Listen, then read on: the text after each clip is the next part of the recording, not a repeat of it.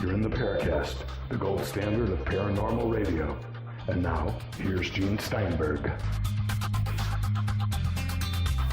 This episode of the Paracast is brought to you by Audible.com, the internet's leading provider of audiobooks with more than 75,000 downloadable titles across all types of literature, including fiction, nonfiction, and periodicals. For a free audiobook of your choice, go to audiblepodcast.com/Paracast. That's audiblepodcast.com/Paracast. And now, on with the show. This week we're joined by two co-hosts. Two for the price of one. And of course, since we don't charge for the show, that means that you get two without paying an extra dime. We have Nicholas Redfern and we have Christopher O'Brien. And later on in the show, we'll be talking to David Hatcher Childress about his latest book called Yetis, Sasquatch, and Hairy Giants. Now, we know the co-hosts all have other lives other than the show. They don't spend 24/7 working with me. If they did, they'd be very poor. So they have to have real lives in addition to this kind of life. And so I'll ask you, Chris, what have you been working on recently? What are your plans? Lots of video. Actually, I've been helping produce a retro drive-in double feature series. We're up to about five titles. And, working on chasing down some reports from the San Luis Valley. I have a very interesting case that occurred about 3 weeks ago that happened to some visitors, a couple visiting from Rome, and they were staying in the valley and had a very interesting experience in a guest house where a super bright object circled the house and very close proximity. And some 20 minutes later, I have an unrelated report, very similar, from about 15 miles south near the Great Sand Dunes that has a very similar description.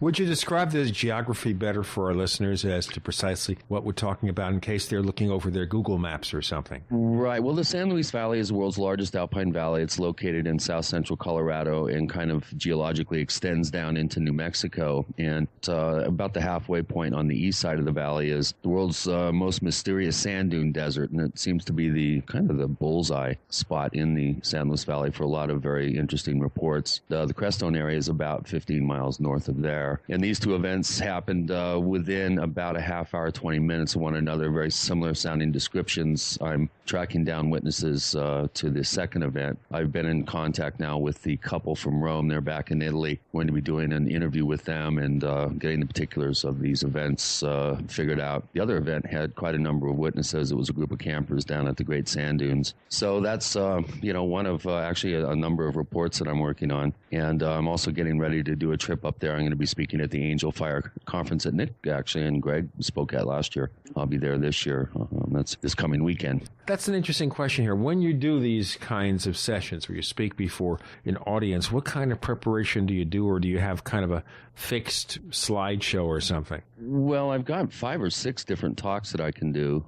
I do have PowerPoint presentations for each of them. I'm the only regional person at this year's conference, so I'll be doing my standard San Luis Valley presentation, which normally runs about 2.5 hours. I'm going to have to cut it back to about an hour and a half. So are you available to give speeches around the country? They have to obviously pay your plane fare or send you an airplane. Right. Like if you want to do a lecture over at Apple headquarters, Steve Jobs has a jet. Yeah, he can just fly me over. I don't do that many conferences. I'm not really on the A list for conference speakers because a lot of what I have to say is heretical in the UFO community. I think that might have some impact, but I have spoken at least a dozen conferences over the years. I average about 1 or 2 a year, probably. Nick Redfern, you are always writing 100 books at a time. So how do you sort it out? What have you been working on recently? What are you working on in the near future? Well, actually, right now, I have a new book out called Final Events, which is probably going to be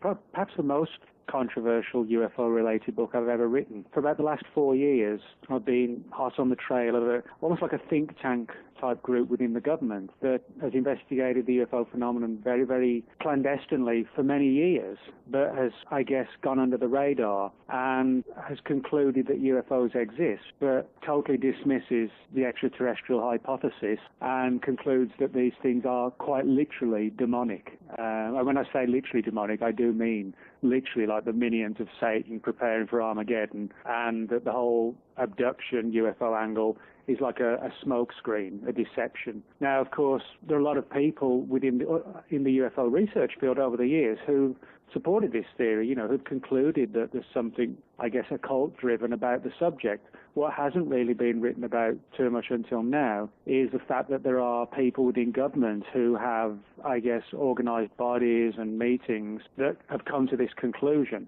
And demonic? Really? Yes, literally, yeah. I mean, a number of books have been written on this subject. There was a guy named Nelson Pacheco and Tommy Bland. They wrote one in the 1990s called Unmasking the Enemy. Throughout the years, there's probably been 6 or 7 books that cover this whole area. The idea that, we're just being geared up for Armageddon and the aliens aren't what they appear to be. But again, when you sort of, I guess, find that there are people in government who prepared files and had meetings and clandestinely interviewed abductees, the best way I can describe it, it almost comes across as like a radical, extremist, fundamentalist MJ-12 type organization, something like that, where they're very much belief-driven by the fact that they hold these beliefs, some of them, in the first place, prior to becoming members of the group. So in other words, it's kind of like, which came first, the chicken or the egg, the conclusions or the belief system. And that's one of the things I stress in the book as well. Wow. Boy, talk about heretical. I thought I was heretical. Yeah, I mean, it's a very weird story because... I better watch how I use that term. Yeah. One of the things that people actually talk about is this whole angle of, well, if aliens exist, why aren't they coming here to destroy us or to save us? And according to this group, neither scenario fulfills the real modus operandi, if you like. And according to them, what they've concluded is going on is that the aliens, quote aliens, however you want to term them, literal demons, fallen angels, don't want to destroy us, but they don't want to help us, obviously. What they actually conclude is that the Earth itself, in the form it is now, essentially is a farm, and that upon our death, they harvest human souls as like a life force. And it almost comes across as like a Matrix scenario where we live this life, and then the next life, there is no next life. It's almost like describing as a form of like archaic technology that's driven by ancient rite and ritual rather than machines. And they talk about the idea of human souls being harvested for this poorly understood life energy that these entities are supposed to feed upon. So in other words, they don't want to destroy the planet. They actually want us to keep on living as we are because we're the equivalent of a farm that they feed upon. And again, that's a highly controversial theory. But, the idea of recycling souls is something that has actually come up on a number of occasions within abduction research. It's just, some researchers have viewed it from a positive perspective, others haven't. Well, we know Dr. David Jacobs talks of hybrids, and we can get into that. That's almost an entirely different discussion. So this book is coming out when? This will be out in about 4 days' time, and it's called Final Event. Final Event, and by the way, that means this book will be available when you hear this episode, and we'll have Nick back to talk more about it, because we're really curious. But today, we have a totally different subject, or maybe not. We're going to be talking about the book by David Hatcher Childress called Yetis, Sasquatch, and Hairy Giants. Chris, kind of give us a quick overview before we bring David on. Sure, Gene. This is a subject that I've always had quite a fascination with personally, having grown up in the Pacific Northwest. And David, too, from very early on when he was, I think, about 10, Roger Patterson came to his school and did a presentation. And this was prior to his famous, of course, footage from Bluff Creek that everyone has seen a zillion times. And I think that particular presentation kind of sparked a real interest in David in this subject. And in the intervening years now, he's traveled all over the world. And one of the things that he's constantly open to and is always curious about is reports of hairy giants and Sasquatches, Bigfoot, however you want to call them. And in the East, of course, they're called Yetis. And he's had an interest in this subject and is one of the people that I think has more knowledge about the Eastern version, the Yeti from Asia, than anyone that I've encountered. And his recent book is just packed filled with just wonderful stories and accounts that go all the way back into the Middle Ages even of these very enigmatic creatures. And we're going to have a really good time, I think, discussing this with him. David Hatcher Childress coming up next on The Paracast.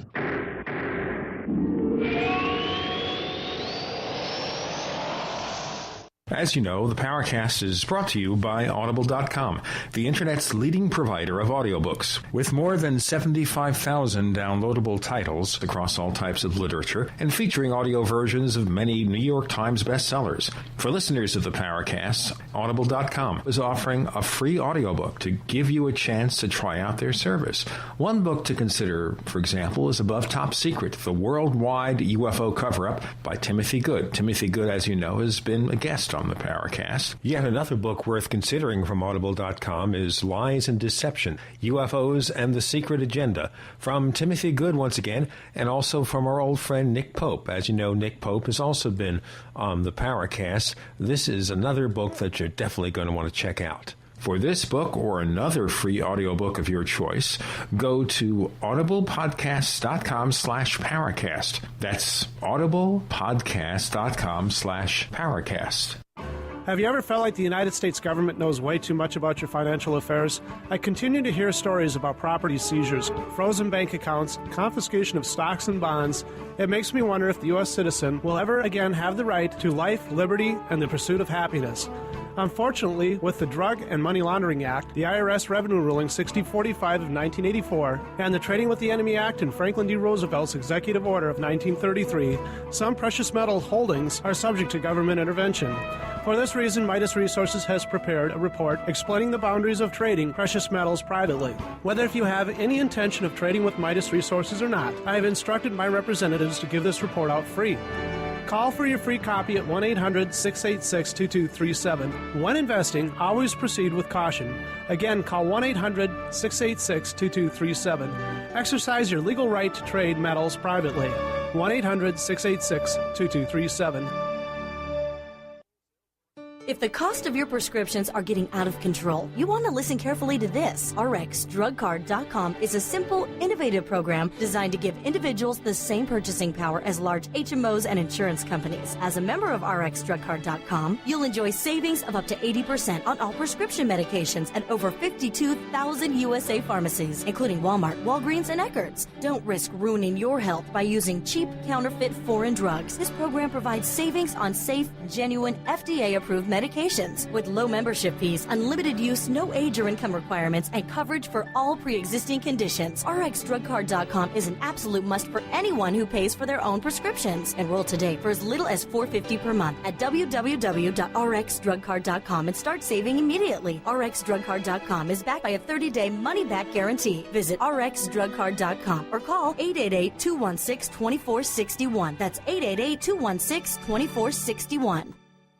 And now for another exciting minute from Life Change Tea. To all our Life Change Tea customers, it's sale time. Buy 3, get 1 free. Buy 3 packages of Life Change Tea and get 1 package absolutely free. Now to all of you that have not tried Life Change Tea, here's your chance. Buy 3, get 1 free. Clean toxins and chemicals inside your body. Lose inches off your waist, and you could lose that excess weight that's been driving you crazy. And with our buy 3, get 1 free sale, it's a great time to order. So here's how. Log on to getthetea.com. That's getthetea.com. Look for our special, or you can call us at 928-308-0408. That's 928-308-0408. It feels good to be clean, and it feels good to lose weight, and it really feels good to save money. So order now at getthetea.com. On air, online, and on demand. They say we offer simple answers to complex problems. We are the GCN Radio Network. We want to hear from you. If you have a comment or question about the Paracast, send it to news@theparacast.com. That's news@theparacast.com. And don't forget to visit our famous Paracast community forums at forum.theparacast.com. Get in on all the action at forum.theparacast.com. We are joined for his second visit on the Paracast by David Hatcher Childress. His recent book is Yetis, Sasquatch, and Hairy Giants, one among many books that he's published and written over the years. Our co-hosts this week are Nicholas Redfern and Chris O'Brien. Now, David, how did you become interested in looking for strange creatures, specifically Yetis, Sasquatch, and hairy giants? Well, I've always been interested in cryptozoology and just zoology and unknown animals. But when I was in high school, junior high school actually, in Durango, Colorado, Roger Patterson came to our high school, and it was 1967 or something, and gave a presentation. This was before he had taken, in fact, his famous Bluff Creek, California, Bigfoot footage. So he was really talking about stuff from his early book. His book, Do Abominable Snowmen of America Really Exist, was for sale, and I bought a copy, probably got him to autograph it even, and that got me going, really. From then on out, I bought other books on Bigfoot and on UFOs and paranormal, and even books like Chariots of the Gods by Eric von Däniken, and now I'm the author myself of over 20 books. How about that?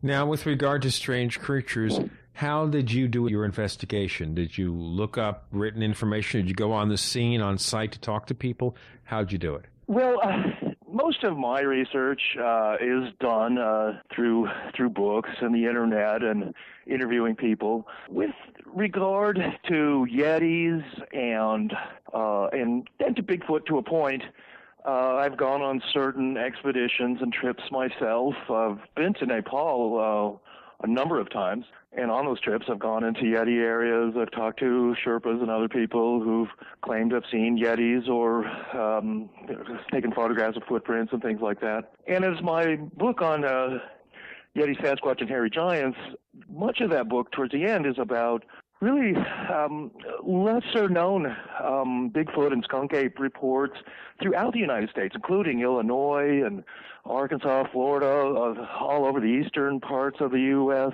And one of my own personal investigations there was with the DuPont monster, which is a well-known Bigfoot case in Seneca, Illinois, which is really just 60, 70 miles southwest of Chicago. Now, in the course of this investigation, did you find anything that would lead you to believe that there were a fair number or any reasonable number of hoaxes being perpetrated here? I certainly think that there are Bigfoot hoaxes being, perpetrated, and particularly when you go on the internet and look at some of the photos and video footage there, it's clear that a lot of it's actually a hoax. And it's finding, the truth that's out there, shall we say. It's not my opinion, though, that, people who report Bigfoot encounters, skunk ape encounters, or Yeti encounters for that matter, are fakers or people who are making up stories for their own, for themselves or something. Most Bigfoot stories that I've come across seem to be genuine, and mainly because the people have no real reason to be deceptive. I've found really that people are reluctant to tell their stories about Bigfoot, largely because they think that their friends and others won't believe them. And it makes them look stupid and kind of foolish, kind of dumb. Oh, you saw Bigfoot, or this or that happened. And so in my mind, the people who actually come out and say, yeah, this is what I saw, I mean, they're bucking the trend and actually, they're being brave by saying, yeah, I know what I saw, and this is what happened to me. Now, let's look at the background of the legends of strange creatures. Now, at the beginning of the book, you're talking about the giants in the Bible and elsewhere. So before we see if there's any connection, what were these giants all about? Those stories of giants and wild men of yore, Bigfoot, of course, it's often said to be 8, 9, 10, 12 feet tall, making them, of course, literal giants. We get many stories of giants, like from the Bible, the famous story of David and Goliath, of course, the sons of God, Anakim and Nephilim and things like that. They were apparently 10, 12 feet tall. Stories of giants have always fascinated me, and it's my belief that people were taller in ancient times, and we've been getting shorter over the years. But my research there with the giants was really to bring out the early stories of wild men. And they're often giants too, and that these guys who are living on the edge of civilization, they're humans, but they're not completely human. Cavemen, as you might say, Neanderthals, perhaps. In some cases, they're just perhaps crazy people who've been outcast from society and now live deep in the woods without clothing, sort of the village idiot kind of a thing. And, I mean, this is a real phenomenon. We, particularly in Europe, in the Middle Ages, stories of wild men were very common. And the idea that some of these guys were, of course, unusually tall, like Bigfoot. And the big question there with wild men and hairy giants, in a sense, is whether they're really humans or whether they're these ape men, which is kind of what Sasquatch and Yetis appear to be. They're humans in a sense, but very hairy. They're stronger than us. In my book, and I'm probably getting a little bit ahead of myself here, but yeah, there's even stories of Sasquatch and Yetis mating with humans, both with males and female humans, mating with male and female Yetis and Bigfoot. We heard about in the Bible about giants mating with human women, quote unquote, but wouldn't it also be kind of unusual here about the fact that I got the impression that the giants of old were fairly advanced beings, but then we're talking about Neanderthals and other primitive beings. So isn't there some kind of contradiction or line of demarcation here? Well, sure, and that's a good point.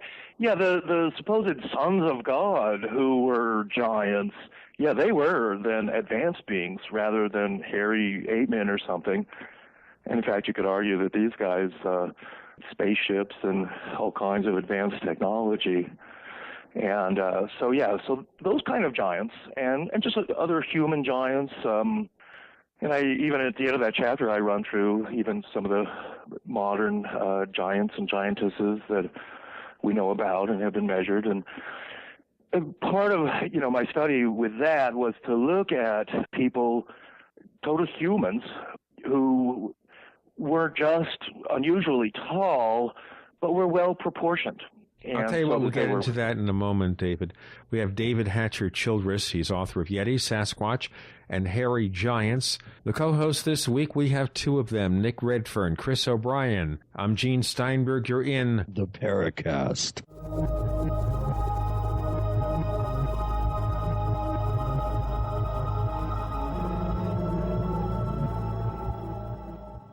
Okay, neighbors, here's the problem. Face-to-face business meetings with clients and colleagues are always going to be important. But business travel is a hassle, and it's often a complete waste of money. Well, here's a solution for you. Do more, travel less with GoToMeeting. GoToMeeting is an award-winning online meeting service brought to you by Citrix. With just a click, host sales presentations, training sessions, or product demos right from your own desk. Avoid the hassle of traveling and still exceed your sales goals. Plus, GoToMeeting is just $49 a month for unlimited online meetings. Plus, voice over IP and phone conferencing is included. My listeners can try GoToMeeting free for 45 days. For this special offer, visit gotomeeting.com/podcast.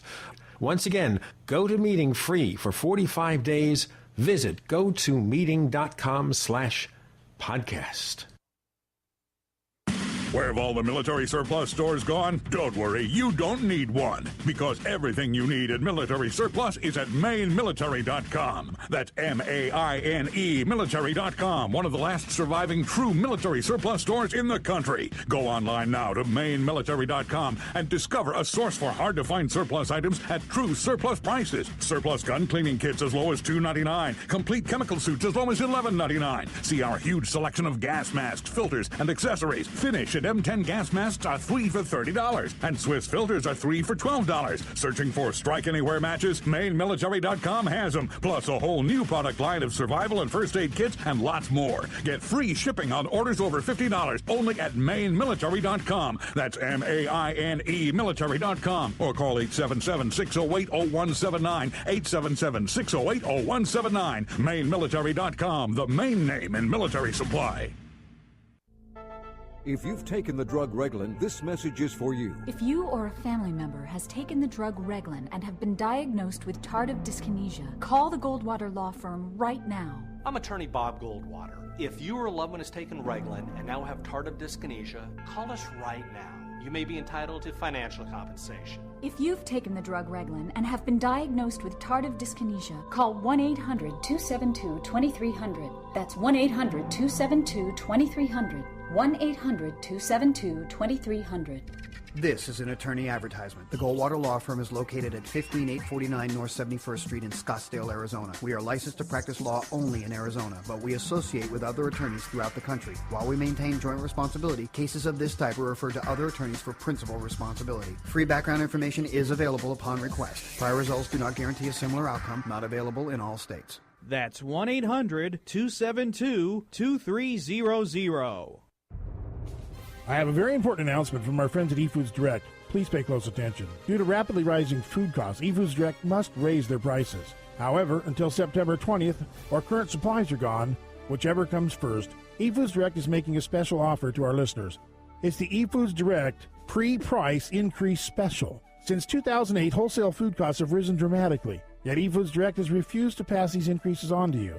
Unfortunately, they can no longer absorb the recent surge in costs and have no choice but to raise prices. Until September 20th, or supplies on hand are gone, whichever comes first, not only can you take advantage of the current lower prices, but for every 3 selected items that you buy, eFoods Direct will give you 1 free. That's right, buy 3, get 1 free. It's your last chance to get in on the huge savings.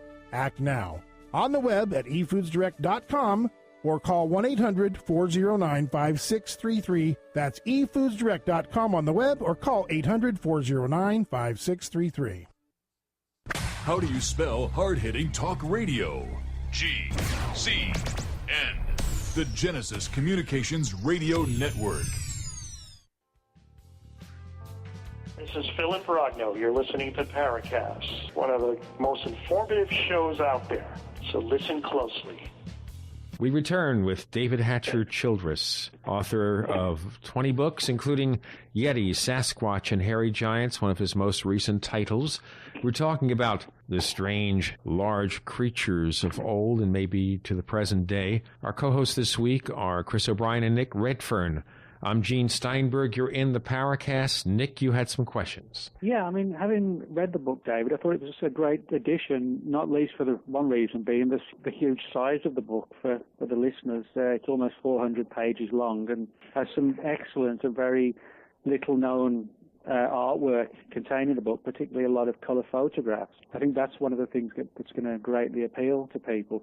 But one of the things that's kind of come up when Gene was talking, you know, was this, I won't say contradiction, but the angle that some of these creatures in history, you know, come across as very intelligent and advanced, others less so. And I was wondering, from your perspective and the research you've done, do you feel that creatures like Bigfoot, the Yeti, etc., need to be classed separately until we understand what they are, rather than all being offshoots of the same creature, if you like? In other words, do you think we could be actually looking at several different types of mystery ape? Yes, sure. No, I very much agree with that. And even Yetis, there are 3 or 4 different types of Yetis, different colors, different sizes. There's a smaller one that's only 4 or 5 feet tall. I mean, they're actually a little bit smaller than a human.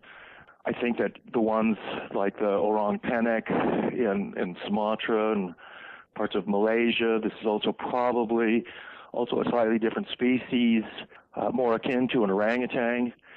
Particularly with, say, Bigfoot in North America, the most famous stories are really from the Pacific Northwest, and the Bigfoot there is really probably the largest of all of these creatures, it seems. And these guys are genuinely huge, and giants by that kind of reckoning, where you could easily encounter some being that's 9-10 feet tall.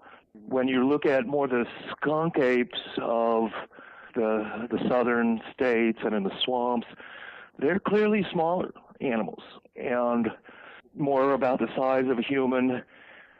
You have different colors of fur. Reddish brown is often, the most common color that they're said to be, but they can be very dark, even grayish. And then you have the stories, which I find particularly fascinating, of these white-haired Bigfoots that are commonly seen. And they appear to be some kind of elderly, cast-out Bigfoot who's been kind of like lions do this, where the younger lions force the old lions out of the pride, and they have to become like a rogue lion hunting for themselves. And it even appears that this happens with Bigfoot. And some of the encounters, I believe, of some of the Bigfoot who really do range close to civilization, start dumpster diving and things like that, are these older rogue Bigfoot, and they're often, pure white. There's one that was seen recently in North Carolina, was on the news. This was in June, I guess it was, and all the major news networks carried this. And it was this mountain man up in the hills of North Carolina, and he called the police, claiming 2 close encounters with what he described as a 10-foot-tall, white-haired Bigfoot. And curiously with that, he claimed that Bigfoot had 6 fingers on each hand. And that goes back to the Bible, which is curious, where some of the Philistines and these giants of the Bible, they were also said to have 6 fingers on each hand. How about that? And I guess kind of on the angle of what these creatures are, I mean, I think one of the things that's one of the themes that runs through many of these accounts is that these creatures are highly elusive, whether it's in the Himalayas, in the Pacific Northwest, in Europe. And I wondered if you felt the image of these creatures just being sort of dumb animals that have managed to hide from society conveniently for so long is valid, or do you think the fact that we're still looking for them suggests that mentally, in some respects at least, they might be highly evolved, and that has some bearing on the fact that we're still scratching our heads while they're still running around doing their thing? Well, right. I think it's both those in a sense. They are highly evolved, I believe, in that their hearing and sight and sense of smell are very, very keen. They're nocturnal. They avoid humans at all costs, virtually. They do. What I found in my book as I was researching it, particularly in all the things in the eastern United States, was that these skunk apes, these Bigfoot Sasquatch guys, the grass man, that they do live within areas that are relatively fairly inhabited and populated. I mean, I think even my own impression originally was that Bigfoot and Yeti lived in the most remote mountain forests, and I mean, gosh, there's up in British Columbia and Washington State and Northern California even, I mean, there's huge, vast forests, massive wilderness areas where all kinds of unknown creatures could live. But when you start thinking that just swamps and forests in Illinois and New Jersey and Pennsylvania, North Carolina can also have these creatures, that's where you start to really sort of raise an eyebrow and think, wow, are there really these large unknown animals, these ape men, living in such close proximity to humans and civilization? And what I've come to the conclusion is that yes, they are, and they're practically in your backyard. They're sneaking around late at night. They take the most darkest little ravines and river streams, to get to whatever, some orchard where they want to pick peaches, and that was one of the stories in my book, to even, like I say, dumpster diving, or sometimes they're just crossing a road from one side of a swamp to another, and someone on a, late at night is coming down that highway and catches a Bigfoot in the headlights kind of thing. And it all happens very quickly. People often, they're startled. They don't know what they've seen. They will often call the police, or they tell their parents, or they suddenly turn around and go to the police department, tell this amazing story of what's all happened to them, and for a day or two it's on the local radio station, even gets into the newspaper, and then everybody forgets about it again. And do you think these creatures are more ape than human, or the other way around, or is it somewhere in between, do you think? That the apes are human? No. What? I didn't get that. Okay.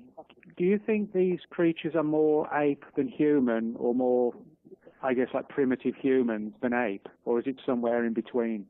Well, somewhere in between, but they're very similar to humans, of course, and people, when they first see them, often mistake them for a human, except they're not wearing any clothes, they're large, they hairy, of course. And they look like monsters, but still have this human semblance.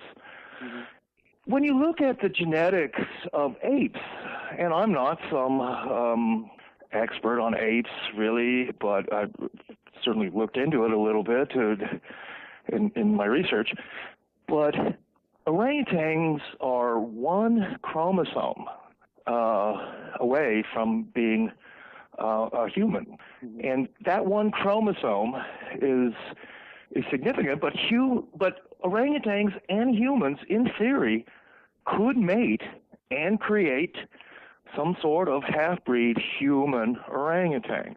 I'll tell you what, we'll have to get into the interbreeding and all the other possibilities in our next section. We have David Hatcher Childress. We're talking about his most recent book, Yetis, Sasquatch, and Hairy Giants. We have two co-hosts for the price of one, Nicholas Redfern and Chris O'Brien. I'm Gene Steinberg. You're in the Paracast.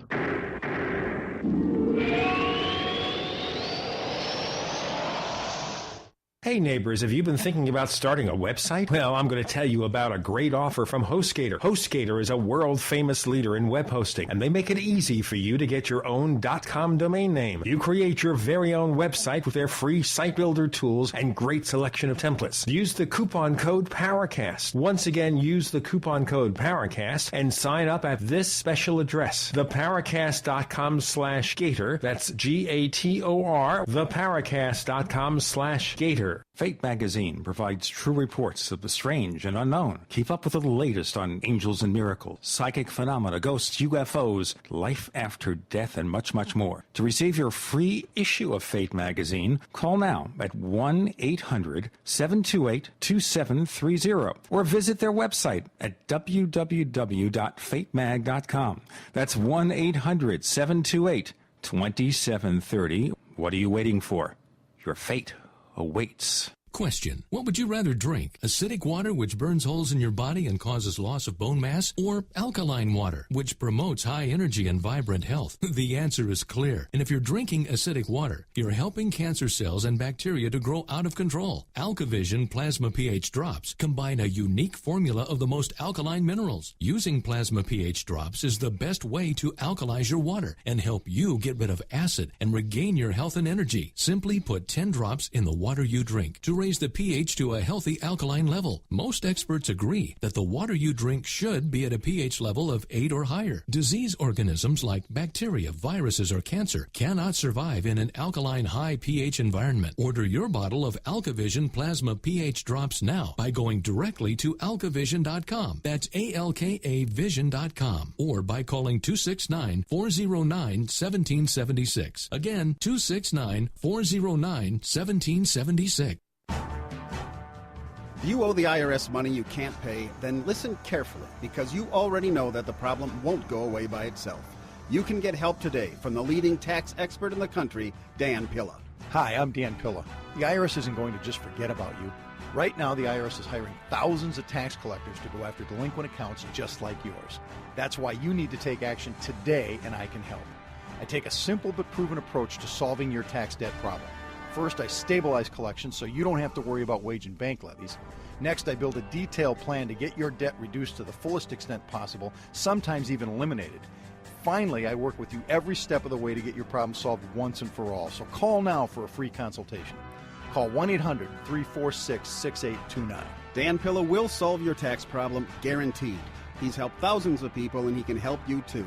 Call us today at 800-346-6829. That's 800-34-NO-TAX. This is Alex Jones with 5 good reasons you should consider buying a solar power generator. Number 1, new climate legislation could easily double or triple your electric bill. Number 2, our new energy czar wants to control how much power your electric company allows you to have. It's true. Total government control of electricity in the name of smart grid technology is coming. Number 3, in some areas of the country, the power grid is dangerously overloaded. And now new socialist legislation is only compounding the problem. Number 4, dangerous weather is always a threat to local grids. Every year, thousands of families lose their power from weather-related outages. Number 5, a solar power generator provides powerful backup insurance and peace of mind. Folks, I really believe in the solar power generators offered by Solutions from Science, one of my oldest sponsors. You can get more information at www.mysolarbackup.com. That's mysolarbackup.com. Remember, the government doesn't own the sun, so go to mysolarbackup.com or call 1-877-327-0365.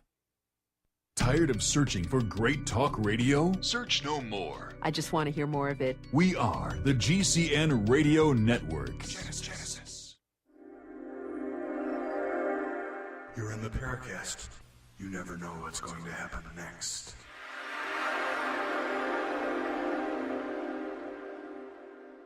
We return with David Hatcher Childress. He's author of Yetis, Sasquatch, and Hairy Giants. We were talking in the last section about possible interbreeding. Chris O'Brien and Nick Redfern are the co-hosts. I'm Gene Steinberg. You're in the Paracast. Chris, you want to take David on that journey of possible interbreeding between Yeti and humans? Yeah, that's one of the more interesting elements, I guess, in one sense of the word, of your book, David, is some very interesting stories, claims by people who say they've been abducted, both male and female, that they've been abducted by Bigfoots. And the one story that was particularly striking, I believe, was the woman, I think, in Russia who actually mated with a Bigfoot and had a son. Do you want to talk about that? That's a fascinating story. Well, right, and that was in Dagestan, and in Mongolia, Central Asia, the Russian Republic areas. Typically, the Yetis there are known as an almas, A-L-M-A-S, or some derivative of that. And it was, there was, during World War II, when all kinds of unusual things were going on, they realized that there was this family that was living in Dagestan, and they had captured a woman, a female Bigfoot, I should say, an almas, and it was kept in this village as a captive, but they somehow managed to tame this female Bigfoot, and it actually married somebody. Zana was the name they gave her. She was unable to speak, but she did have several sons. And in the 1950s, the Soviets actually did some studies with them, and there's a photograph in my book of a guy named Quit from 1954, and he's apparently some kind of half-human, half-almas Bigfoot character, and, he was just a normal villager in this little town. I don't think he went out and became a rocket scientist or a doctor or anything like that. But there's other stories like that too. I've got photos in the book of a very strange woman in Brazil who also looks like a part human, part ape woman. And whatever happened to her, we don't really know.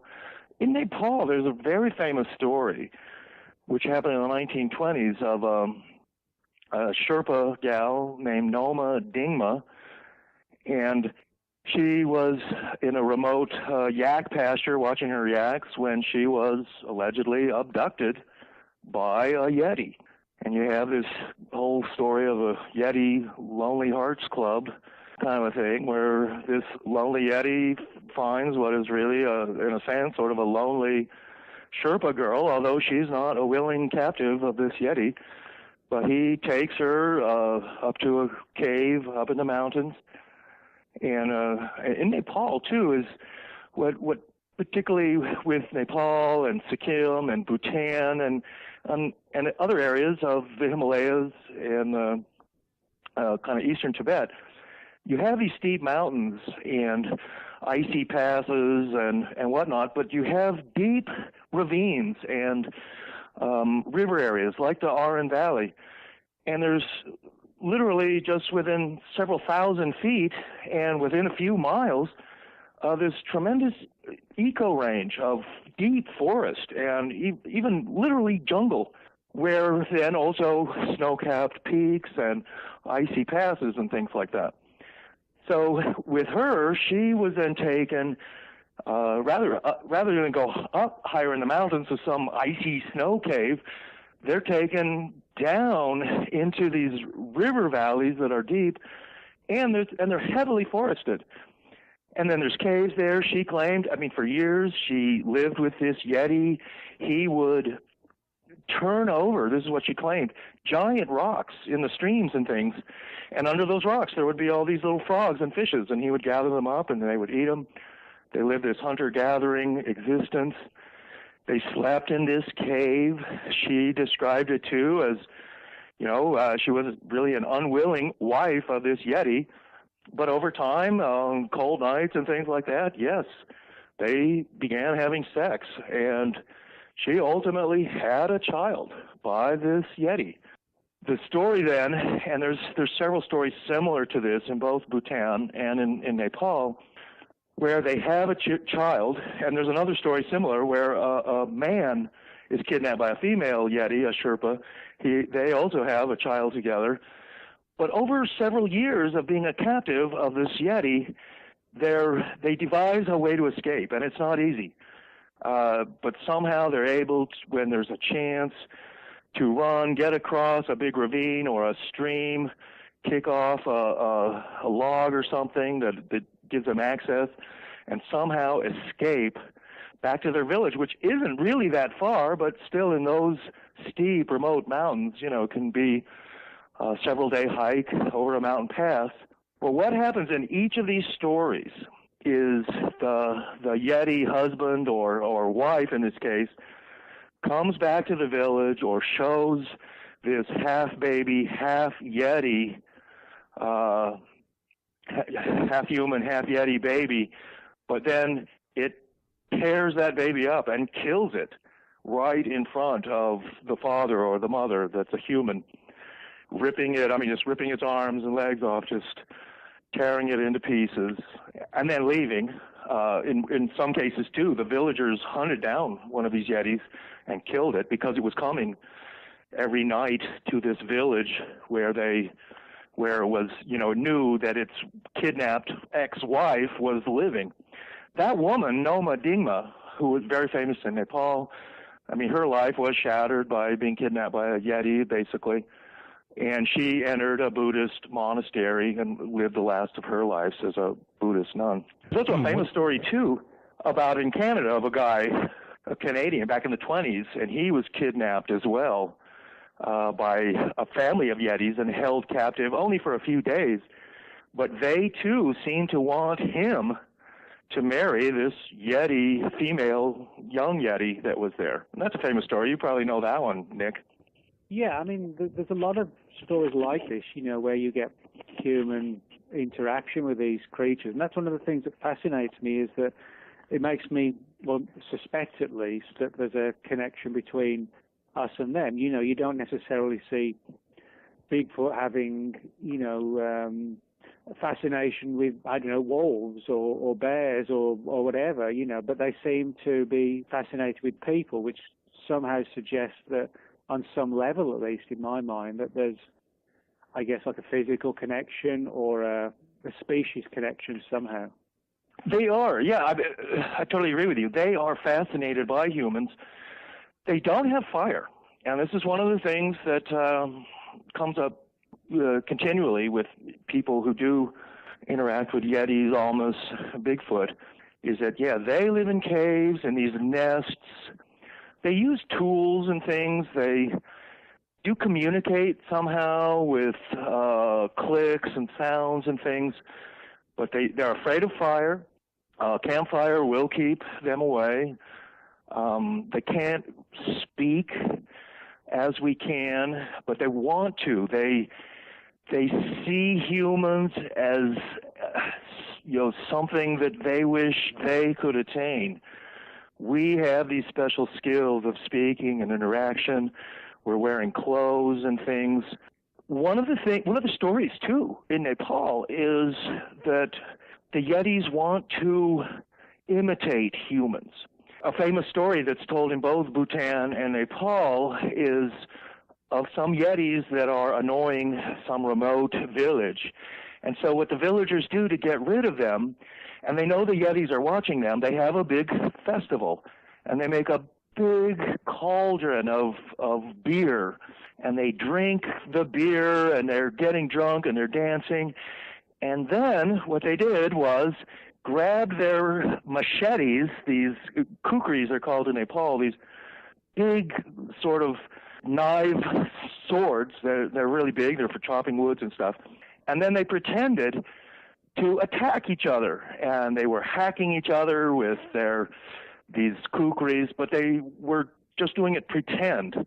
And then they left their kukris, these swords, on the ground, and there was still plenty of beer, and they all went to bed. It sounds like they're just like any normal human, as a matter of fact. We have David Hatcher Childress. He's author of Yetis, Sasquatch, and Hairy Giants. Our co-host this week, Nicholas Redfern, Christopher O'Brien. I'm Gene Steinberg. You're in the Paracast.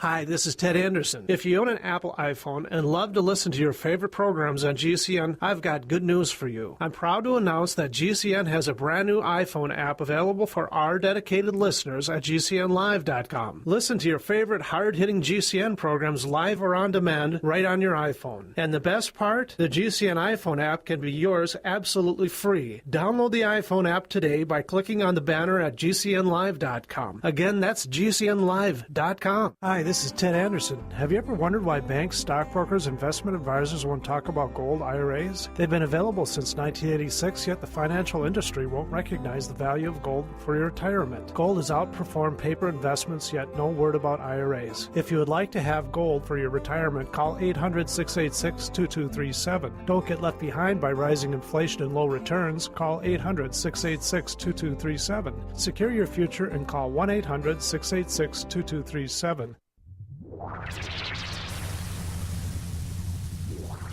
Welcome back to the Paracast, the gold standard of paranormal radio. And now, here's Gene Steinberg.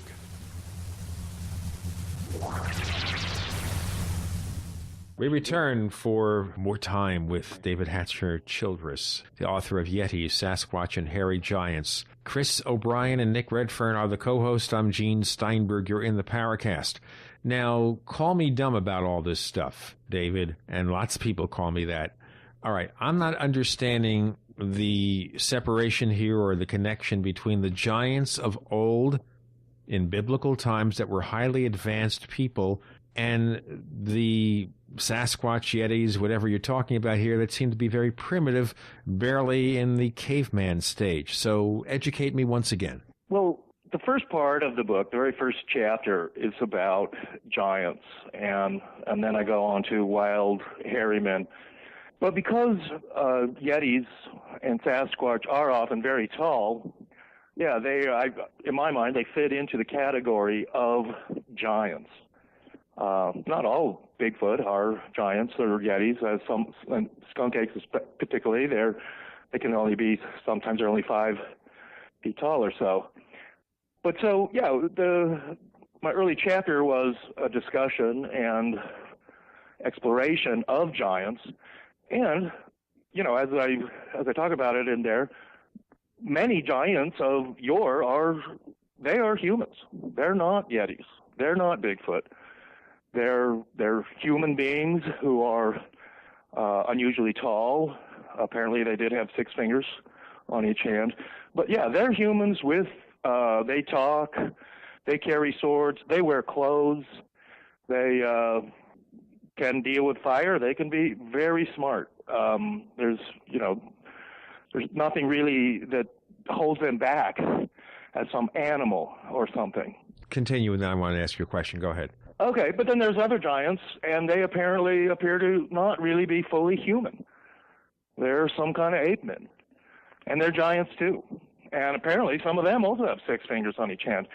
So you have to wonder a little bit if some of the giants, say like Goliath or somebody, or some of these guys who allegedly had 6,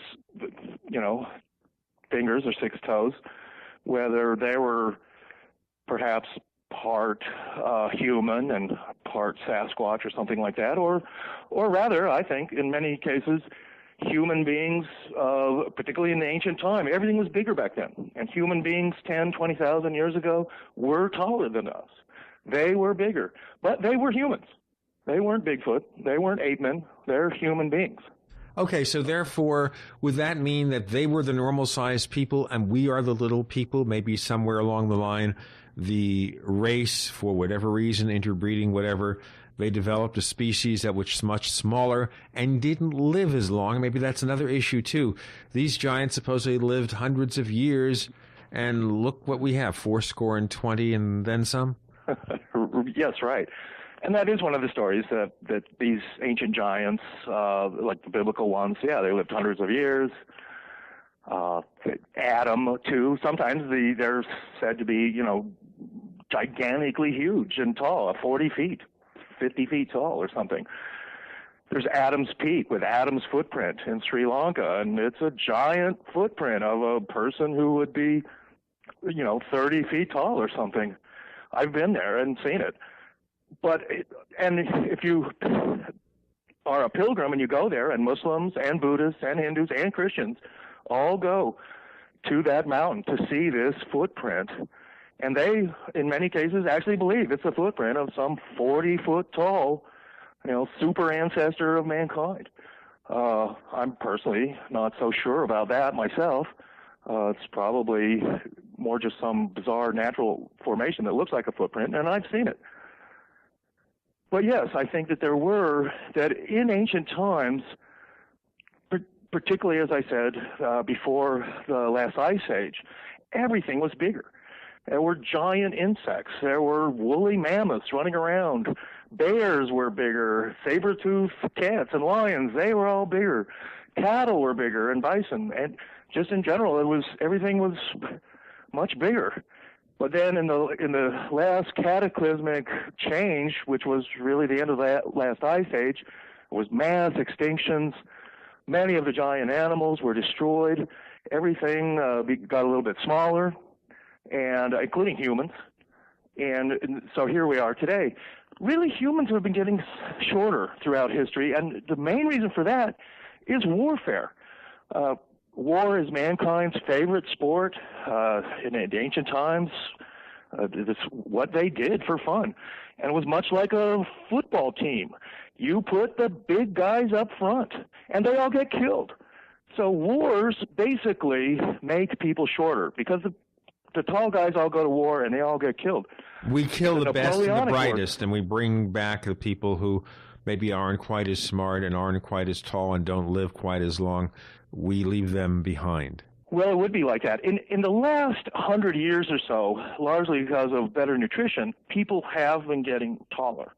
But I think that's just in the most recent time, and it's because of warfare is not so much the big guys up front anymore. It's more technologically done, and people do have better health care, nutrition, and whatnot, and so people are now getting a little bit taller. But people really, in my mind, were much taller in ancient times. Now, another thing along that is that it seems that people in ancient times, too, interacted more with these ape men.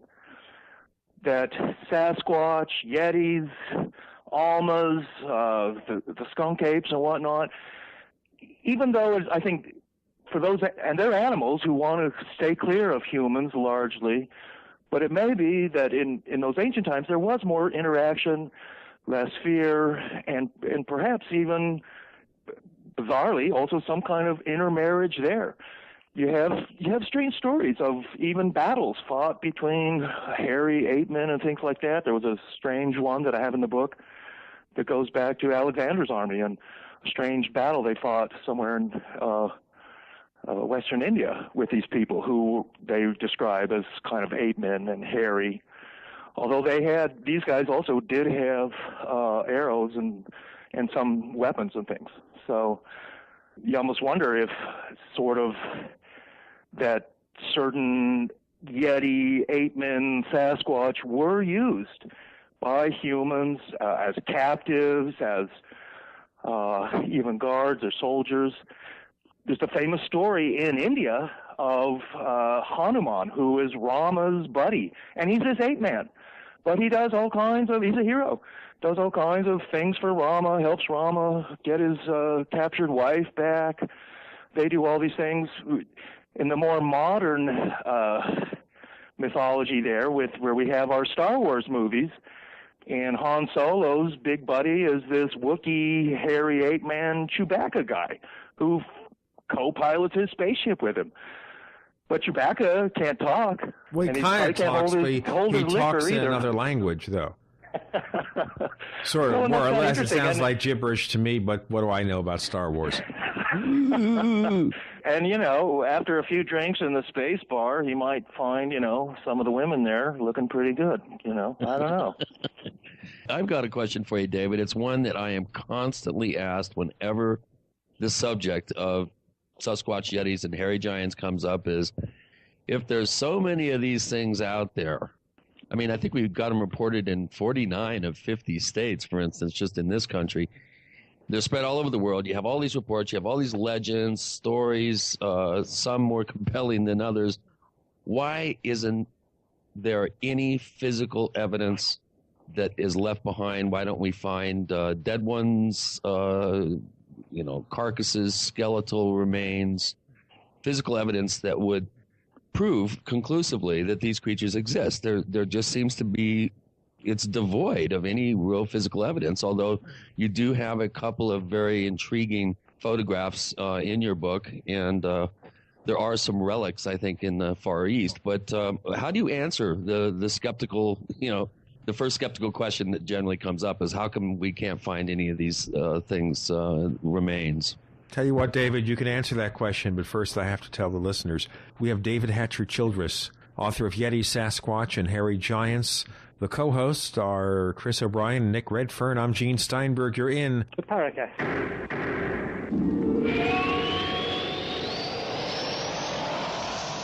Are you ready to order the official Paracast t-shirt? You asked, we answered. We're now taking orders for the official Paracast t-shirt. It comes in white, 100% cotton. The front of it features the same logo that we have on our community forums. On the back it says, separating signal from noise. To order the official Paracast t-shirt, here's all you have to do. Visit our new online store at store.theparacast.com. One more time, that's store.theparacast.com. You can use a major credit card to place your order for the official Paracast t-shirt. Hey neighbors, we have one more thing to talk about, and that's more merchandise at the official Paracast store. We have hats, we have jackets, we even have a flip video camcorder customized with the Paracast logo at the official Paracast store. It's all now available at the official Paracast store, store.theparacast.com.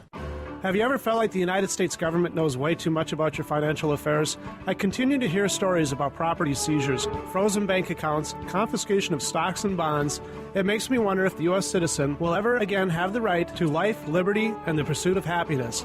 Unfortunately, with the Drug and Money Laundering Act, the IRS Revenue Ruling 6045 of 1984, and the Trading with the Enemy Act and Franklin D. Roosevelt's Executive Order of 1933, some precious metal holdings are subject to government intervention.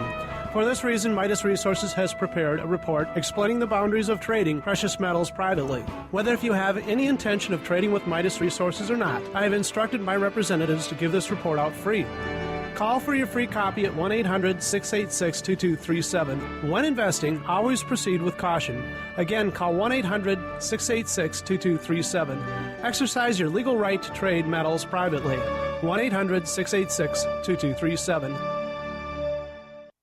Before you throw away your used batteries, you need to listen to this. Now, going green can save money. Go green and save money by giving life to your used batteries by charging them with the Renaissance Charger. The Renaissance Charger uses a new revolutionary battery charging technology that effectively extends the life of new batteries and gives new life to used batteries. Invented by legendary audio genius John Bedini, this unique and patented charging system rejuvenates the electrochemical plate structure in the battery without additives, increasing capacity and maintaining cell integrity. Renaissance Charge offers a full line of products made in the USA for all types and sizes of batteries. Find out why our customers tell us the Renaissance Charger is the only battery charger they will ever use. Save your money. Save the environment. Visit us online at r-charge.com. That's r-charge.com, or call us at 208-772-4514. That's 208-772-4514. Be a part of the revolution today. That sound could save your life. In our fast-changing world, you and your loved one may have limited time to escape dangerous nuclear radiation after a power plant accident, terror attack, or dirty bomb explosion. When that happens, you'll be glad you have Nuke Alert. More than just a radiation detector, Nuke Alert is a patented radiation monitor and alarm used nationwide by federal, state, and local first responders and the Department of Defense. Nuke Alert attached to your keychain is always with you and on 24/7 to promptly warn you of unseen but dangerously rising radiation levels.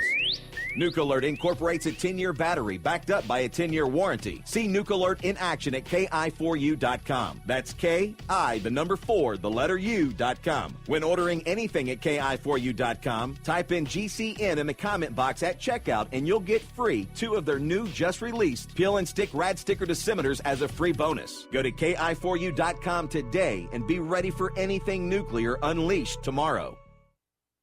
10 years. A decade of talk.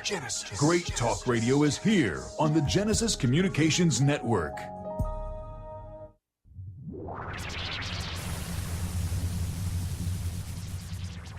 We want to hear from you. If you have a comment or question about the Paracast, send it to news@theparacast.com. That's news@theparacast.com. And if you want to catch up on past episodes, we have hundreds of shows for you to download direct from theparacast.com. That's theparacast.com. Or check us out on iTunes. We have David Hatcher Childress joining us on the Paracast this week. He's author of Yetis, Sasquatch, and Hairy Giants, and we're looking at all of them, or maybe they're all the same thing.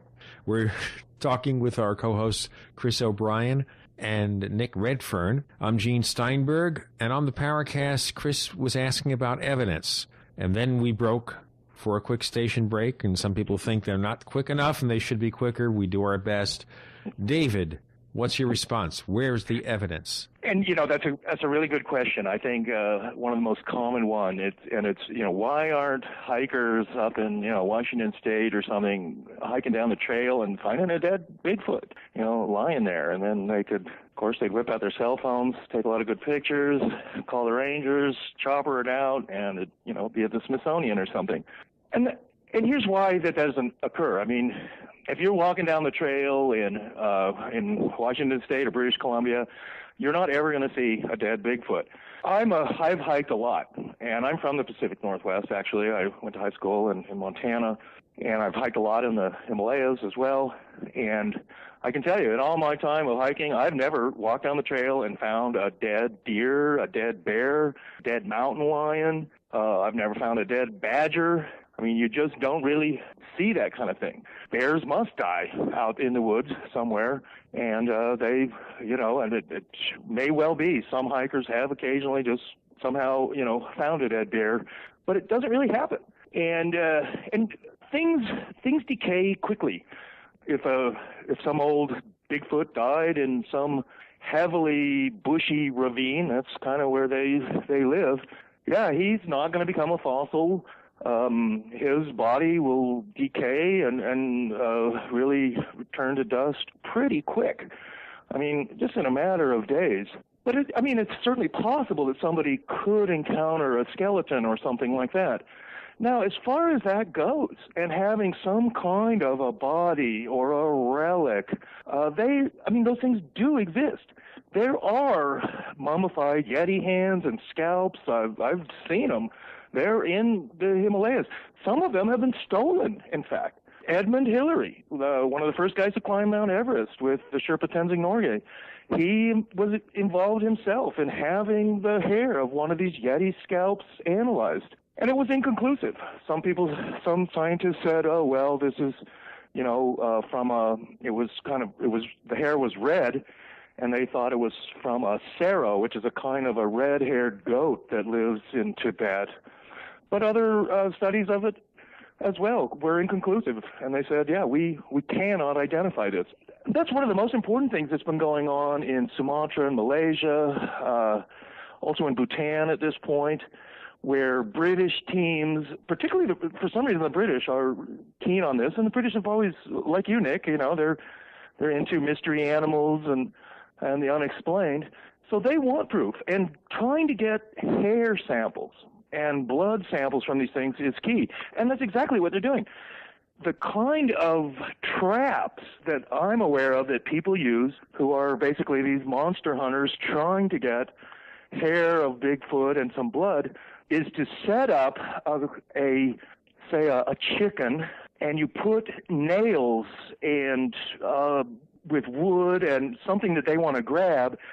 And the idea is that when they're grabbing a chicken off of a tree or some pole that you've put up, that you're able they scratch themselves.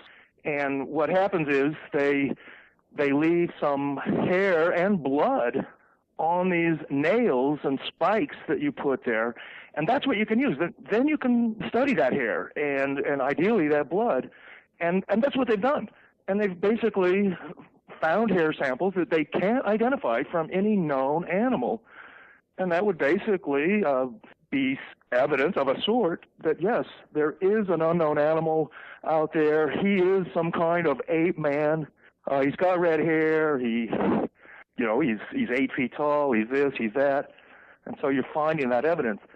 Now, on top of all that, we have some of the really strange stories of actual bodies, including the Minnesota Iceman that was exhibited for some years, Ivan T. Sanderson, and Bernard Heuvelmans, the famous Belgian cryptozoologist. They both studied the Iceman for a couple of days up in Minnesota.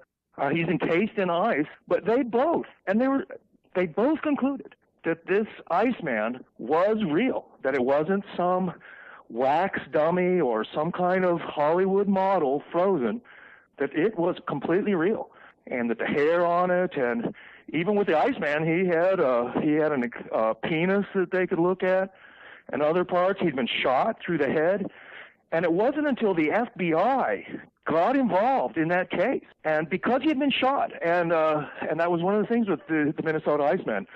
He had taken a bullet through one eye, and so his one eye was missing because a bullet had entered the head. So the FBI at one point wanted to investigate it to see if some murder had taken place in Minnesota or wherever the Minnesota Iceman was originally from. And that's when he disappeared. And at that point, the Minnesota Iceman vanished, and we don't know what happened to it.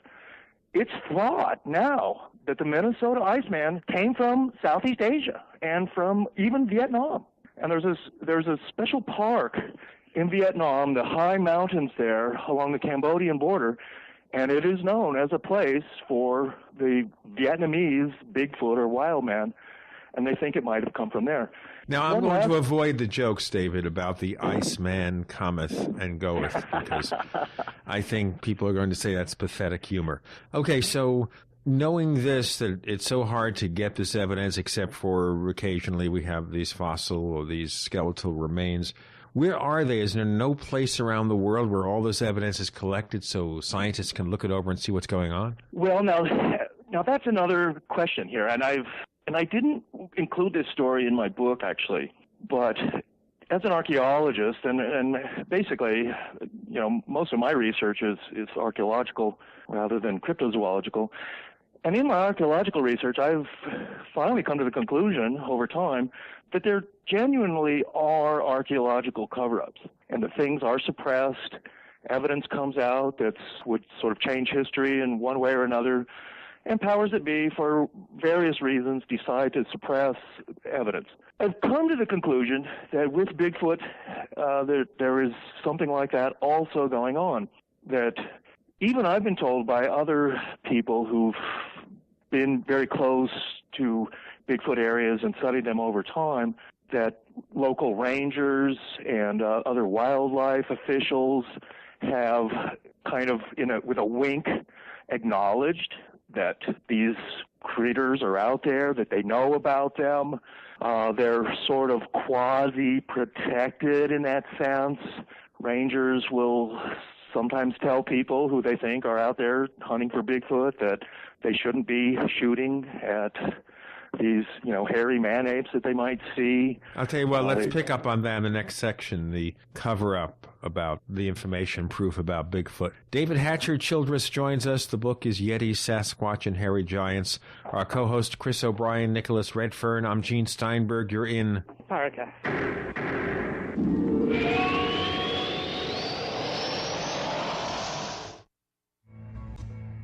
Is there a secret UFO agenda? Do strange creatures from the darkest corners of the mind roam the earth? Is there evidence for mind control, time travel, or devious government conspiracies? Find out the inside scoop on the latest conspiracies, paranormal activity, and Fortean phenomena when you subscribe to Tim Beckley's Conspiracy Journal. It's jam-packed with stories, special book and DVD promotions, and the best news, it's absolutely free, sent right to your mailbox. Plus, a bonus free email newsletter sent out every Friday. Simply send an email with your name and address to MrUFO@webtv.net. That's MrUFO@webtv.net. Find out what they don't want you to know.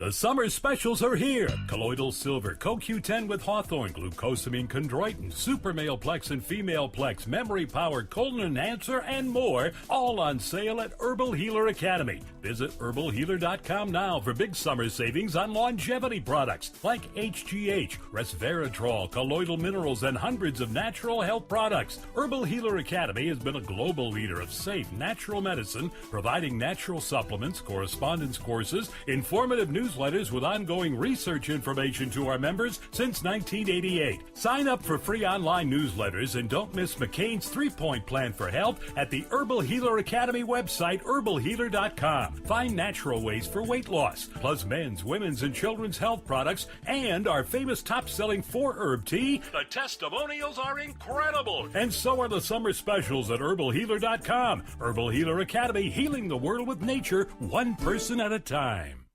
There are all sorts of things on the market designed to keep you safe when you're out and about. Whistles, mace, you name it. But for real peace of mind for parents, students, and children, you need an iSafe bag. We heard a loud noise, and I could see a flashing in the backpack. The sound was different than a car alarm, so it was a different sound, so we looked to see what it was. I think it's a great idea. Introducing the iSafe bag, a backpack that looks normal until you pull the pin. The iSafe bag emits 2 powerful sirens and a high-intensity strobe light simultaneously to attract immediate help. Having the iSafe bag gives me a feeling of being safe because I know when I pull the alarm, people will hear it and they'll come and help me. For mobile personal security, get the iSafe bag at isafebags.com. That's the letter I, S-A-F-E, bags.com. isafebags.com. I thank God that she had that backpack and she had enough sense to use it. It's like having a bodyguard with you all the time. The iSafe bag, the patented bag with a built-in alarm, available at isafebags.com. You've got your gold, water filters, and storable food. Now for complete self-sufficiency, make your own fuel with Revenor.com. Don't laugh. A quality still from Revenor.com and our free book included with every still is all you need to beat the high cost of gas and stop dependence on foreign oil. Find out how easy it is to legally make your own alcohol fuel at REVENOOR.com or call 503-662-4173. Revenor.com. Find quality alcohol stills. Did somebody say stills? That's how Grandpappy made his own sour mash, and you can too. Revenue stills can be used to make brandies, liquors, whiskey, vodka, and more. All perfectly legal with a permit. You should check into having your own Revenue still at Revenor.com. That's REVENOOR.com. Or call 503-662-4173. 1 year warranty on all stills from Revenor.com. Find quality alcohol stills. Tired of searching for great talk radio? There's a wide range of stuff on here. We are the GCN Radio Network. Genesis.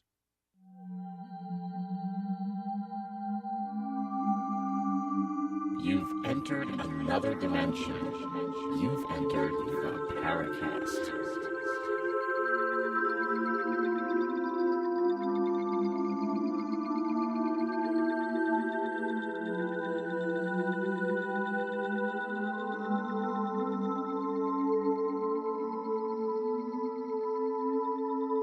David Hatcher Childress joining us this week, author of Yetis, Sasquatch, and Hairy Giants. I'm Gene Steinberg. You're in the Paracast. The co-hosts are Chris O'Brien and Nick Redfern. Before I turn it over to Nick, I'm going to ask you about that. Okay, so you're saying, David, this is an unofficial cover-up. Is there an official cover-up? Is there anything that we could basically... Well, right. I mean, I think it's both. There is an unofficial cover-up where the local rangers and stuff just don't want to get involved. It's a giant can of worms. They don't want to open. They don't want people shooting Bigfoot, in their part of the forest, and actually tell them, not to do it. But here's a story that I thought was very interesting. And as I said, I did not include it in the book and came across it, fairly recently, but it was particularly fascinating to me. I was on the internet, and it was a forum talking about exactly this, evidence for Bigfoot, why there's not. And a guy was on the forum, basically gave this story, and that it was after Mount St. Helens blew up in Oregon in, was it 1982 or something? What happened there on one side of Mount St. Helens, and this is a very famous Bigfoot area, and a number of the most famous Bigfoot incidents happened around there. But when the mountain blew up, this giant wave of super hot, they call it pyroclastic flow of just gas and fire and lava, and it pours down the mountain as the blast from an explosion, and it totally destroys everything in its wake, and animals are fried to a crisp and instantly. And that after all this happened, what this man was claiming was that he saw a cleanup operation on one side of Mount St. Helens involving the Army. They had helicopters and things, and that they were removing all of these burned, dead animals from the area, which included deer and bear. And he claimed that he saw them also putting dead Sasquatch onto helicopters who had also been destroyed and burned, killed in this pyroclastic flow, and that they were also loading them onto these helicopters and taking them, away to someplace. And that here were officials, he was claiming, were involved. It's literally the government, and that they have these bodies of these burned Bigfoot and stuff. What's really fascinating with that, where you get into the Minnesota Iceman, these supposed burned bodies of Bigfoot from Oregon and stuff like that, is that here now the American government actually has got, if not a living Bigfoot, they've got some dead ones. You know what? I want to get into this more detail, David. Okay, it is claimed. So how do we verify the claim? Boy, I don't know. I don't think we can. We would, at some point, I think what would happen and hopefully it wouldn't be a hoax like was it last year? Was a famous hoax where they had these guys in Georgia, and they were policemen, in fact, claimed that they had shot Bigfoot. No, they had him in a freezer. There was a big publicity conference and everything for it. The news was there, and supposedly some Indiana businessman had paid $40,000 or something for this dead Bigfoot, and so money had changed hands and everything, and it was all a hoax. And it came down, people were embarrassed. The silly season of the news, got a story for a day or two. But what would eventually happen, and I think that's what's interesting about this story in June from North Carolina, where this mountain man basically, had a confrontation with this 10-foot-tall, white-haired Bigfoot on his property in North Carolina. The police got involved. The police also acknowledged that there had been other reports of Bigfoot there. This mountain man had no reason to just make up stories like this. That, to me, it totally seemed credible. But one of the things he didn't have was a cell phone or a camera. I mean, now if his teenage daughter had been with him, she would have immediately whipped a camera out of her pocket, as every teenager has now, and taken video footage. And broad daylight of this, 10-foot-tall Bigfoot, supposedly. And that's what's happening now, is that people have cameras. Everybody is carrying a cell phone camera with them all the time. Every, thing that happens to them, they're able to video it. What's also happening, and I talk about this in my book as well, is they're now coming out with these very affordable wildlife cameras that are fixed. And you put them on a tree or something like that and walk away and then come back a few days later, and it will take photos of, the wildlife along the trail where you've put it. And people are doing this. You can now buy them through catalogs of National Geographic and stuff. They're very affordable, these cameras, and this is a new thing. But when people set up these cameras, and this happened a year ago in Kentucky, where this guy put a camera like that in his backyard, and he thought, oh, I'll get some cute pictures of raccoons and things like that. And then when he looked at the pictures on his camera, there was this gorilla sitting in this, garden in this remote rural area of Kentucky. He then showed it to wildlife experts, and he said, can you explain this? What animal is this? And of course, they couldn't explain it. And they said, well, it looks like there's a gorilla, in your backyard. But of course, there are no gorillas around here, so we can't explain this. And this also got a lot of attention. The photo is in my book, and it was called The Backyard Bigfoot. So this is all kind of new. And what's new about it is that people have cameras all the time. And what's happening is we're getting many, many more pictures of Bigfoot now.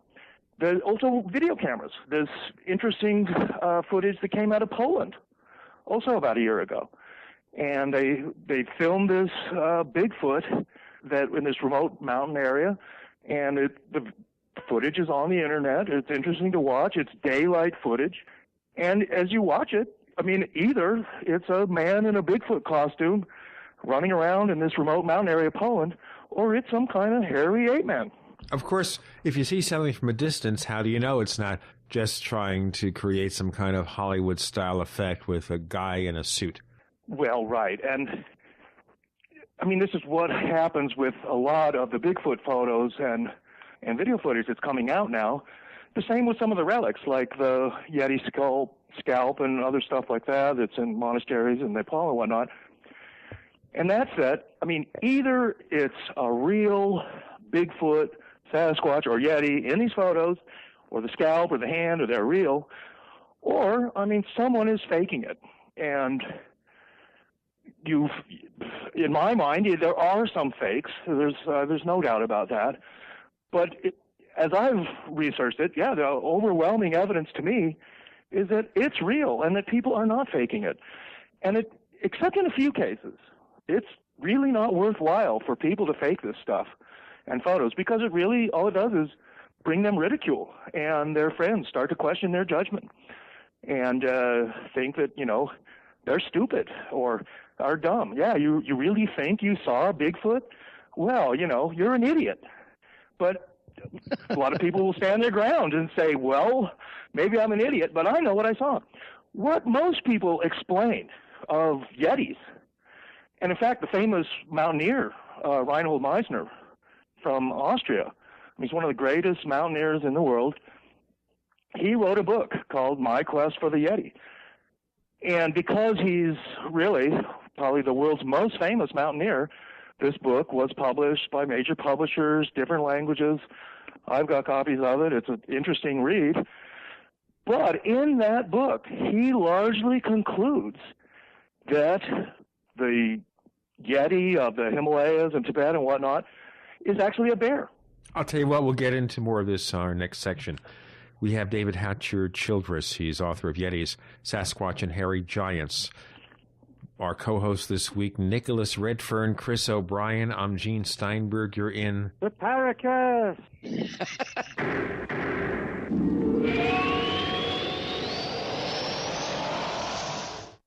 Ray Perkins, a reclusive veteran burned out from the Gulf War, lives tortured by relentless, perplexing nightmares. Nightmares of a horrific battle in deep space and of a mysterious woman suffering in agony for her devastated world. A woman not yet born, calling across centuries to him. Then, a coincidence leads him to his destiny, his chance to alter the universe. Attack of the Rockoids. The former fiction editor for Star Wars and Indiana Jones, Robert Simpson, writes, "The soul of the novel Attack of the Rockoids lies in its heart and passion for building a convincing tale of a love that spans the galaxy, a thrilling story. Attack of the Rockoids is available now. Read a sample chapter and get a special discount off of the cover price at our website, rockoids.com. That's ROCKOIDS.com. Attack of the Rockoids, a novel in the grand science fiction tradition. If you're in a service business, that's money ringing in your ears. If your phone's not ringing, chances are it's a problem with your marketing. Landscapers, painters, roofers, carpet cleaners, pet sitters, handymen. Anyone with a residential service business can build a huge and loyal customer base fast with the Magic Yellow Flyer. No more expensive newspaper, yellow pages, or internet pay-per-click ads. The Magic Yellow Flyer will have new customers calling you within 1 week. The Magic Yellow Flyer marketing system is the most effective and inexpensive way to build a referral-only service business in a short period of time. And the Magic Yellow Flyer comes with an outrageous 1-year guarantee. You will get new customers or your money back. For details, go to MagicYellowFlyer.com. No matter what business you're in, the Magic Yellow Flyer marketing system will work for you. Visit MagicYellowFlyer.com. Put the Magic Yellow Flyer to work for you today. Visit MagicYellowFlyer.com. Can you live with minor aches and pains? Maybe. But oftentimes, those won't-go-away pains become so debilitating that we are not able to do things we used to, like go for a walk, garden, or even button a shirt. Now, restore normal function naturally and give yourself the freedom to move with Recovery Extra Strength. Over-the-counter drugs will stop the pain, but at the expense of your liver. Recovery Extra Strength is the #1 solution for pain and inflammation. It contains Nutricol, a unique proprietary blend of green tea and grapes, and is made in Canada under strict Health Canada oversight of natural products. If you suffer from arthritis, bursitis, tendonitis, back, or other aches and pains, use Recovery Extra Strength. Call 866-543-3388 or go to RemarkableRecovery.com. Get free shipping on orders of $50 or more when you use checkout code GCN Radio. Call 1-866-543-3388 or go to RemarkableRecovery.com for Recovery Extra Strength for pain-free mobility. What is a wind generator? How can the wind produce power for a small cabin? How can wind energy be stored and used during an emergency? Can I assemble my own wind generator? For answers to questions about wind power, visit windbluepower.com. Did you know the wind could provide your family with emergency power? It can with a wind generator from windbluepower.com. Learn how our amazing LightBreeze wind generator kits start charging a 12-volt battery and just 6 mile-per-hour wind. Or see the new Cyclone X2 dual kit featuring 2 wind generators on just 1 tower. And learn why schools and universities across the country utilize our products to teach about wind power and alternative energy at windbluepower.com. All kits qualify for a 30% IRS tax credit for residential energy-efficient property. Enter coupon code RADIO for a 5% discount at windbluepower.com. That's windbluepower.com or call 800-976-0026. That's 800-976-0026. America's #1 source for independent talk radio for over a decade. We are the GCN Radio Network. You're in the Paracast. You never know what's going to happen next.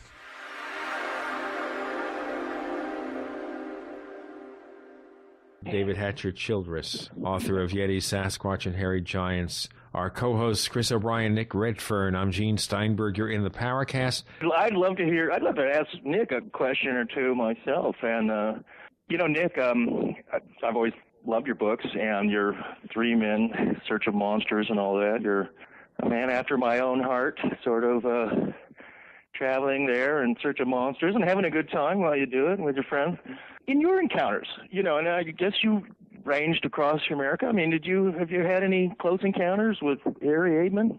Well, I've had a few weird experiences. I mean, one of the things that doesn't get talked about a lot within Bigfoot research circles, but I think it's a valid area of research, is a phenomenon that become known as Bigfoot teepees, which sounds kind of strange, but in areas where we get a lot of Bigfoot reports, we get a lot of sightings and discoveries of these curious structures where very large, in some cases, branches have been literally wrenched off trees and placed into pyramid-type formations. And this can be, 20, 30 miles deep into the woods.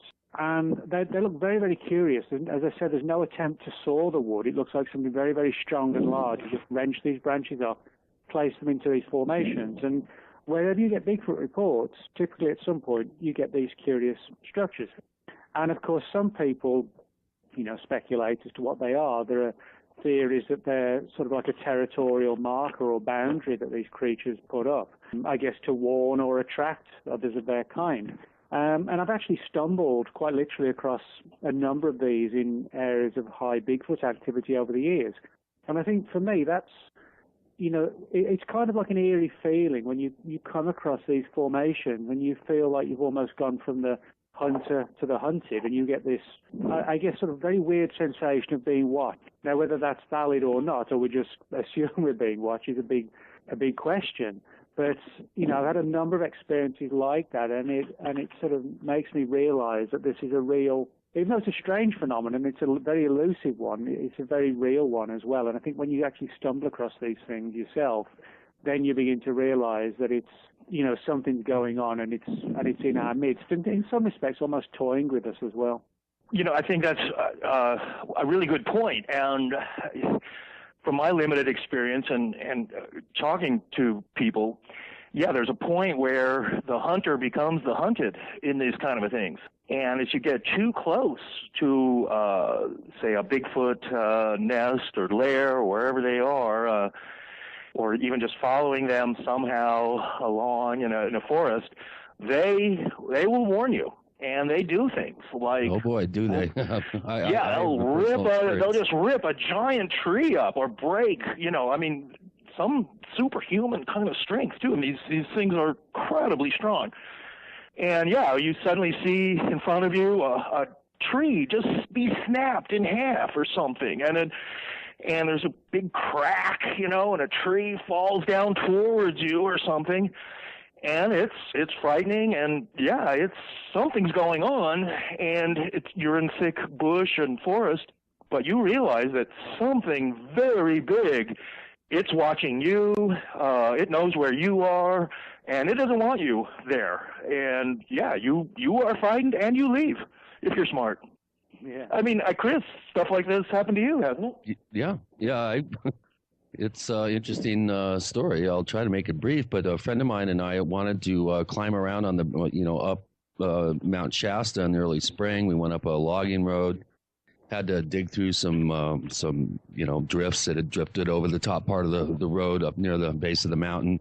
We were obviously the first people up there to, that spring. This would have been May 1979, and we encountered this real impenetrable hedge that I think was either mountain huckleberry or some sort of madrona, super tough, resilient alpine vegetation that was in an impenetrable hedge. And And of course, in many stories, one of the first things that people notice is a very foul smell. This smelled like a human skunk is the only way I could describe it. It was really noxious. And we heard this roar. Very hard to describe it, kind of a cross between a lion's roar, an elephant trumpeting, and a angry locomotive or something. It was just ear-splittingly loud. And we heard something coming through this 7-8 foot high hedge, and it was crashing through this impenetrable hedge at us. And boy, I tell you, that's probably the most frightening experience I've ever had in my life. We ran down that hill so fast, I don't even remember how we did it. But this is, based on my limited research in this area, this is a fairly common occurrence. We had 2 years ago in the San Luis Valley, we had 2 hunters that were going up Costilla Canyon just below the border with New Mexico in Colorado, and they were chased away by a Bigfoot that was banging a big stick on the ground and throwing tree parts at them and chased them away from this particular area they were going up to go hunting in. And one of the things that one of our forum listeners, radio listeners and forum participants asked about is the paranormal aspect of Bigfoot. There's a very interesting story in Andrew Colvin's book, Mothman's Photographer 2, where he quotes John Keel, who had a witness that saw a Bigfoot pulling a second Bigfoot literally out of the ground without disturbing the soil, almost like they were not fully manifest or something. There's other accounts of Bigfoot seemingly disappearing in front of witnesses. There's other suggestions in some stories that they're able to somehow teleport. There's also a psychic component. Some people have encountered these creatures and felt some sort of psychic link with the creature. Do you care to comment on that? If we're dealing, I know you think that this is a real cryptozoological creature, but there is a body of anecdotal evidence that suggests that maybe something also paranormal, in that these creatures may have some sort of abilities to blink in and blink out. Well, that is a fascinating area of research when it comes to Bigfoot is like you're saying, this paranormal aspect or the interdimensional critters. There's a few stories that link UFOs with Bigfoot. And those are, I think, particularly interesting. I've not really found that those stories are so widespread. They seem to only be a few. It's something I've asked people, too, particularly people who've had a number of close encounters with a Bigfoot, including farmers, especially in Illinois and other areas of the Midwest where there's certain areas like around Seneca, Illinois, where it's just known that these Bigfoot live, and people encounter them all the time. There's a Lover's Lane area there where Bigfoot would peer into the backseat of cars and things like that. It actually became a very famous story in the Chicago Tribune back in 2003.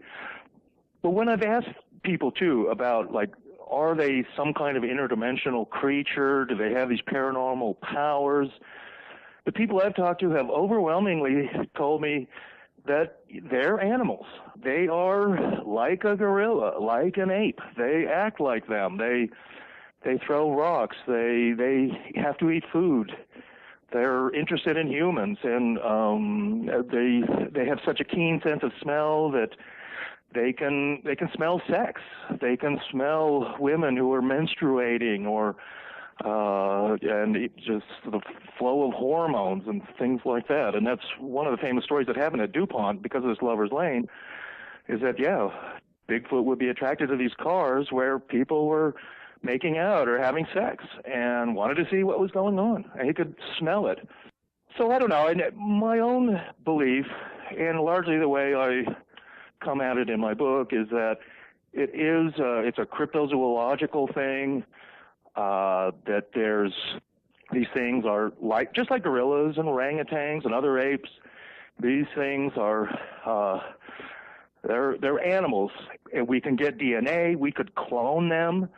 This was, I think, one of the interesting things of the so-called possible cover-up of some of these animals, is that U.S. government, in theory, if they've got some dead Sasquatch or something, that they could be doing all kinds of stuff. They could clone them. They could have their own captive Sasquatch that they've created themselves.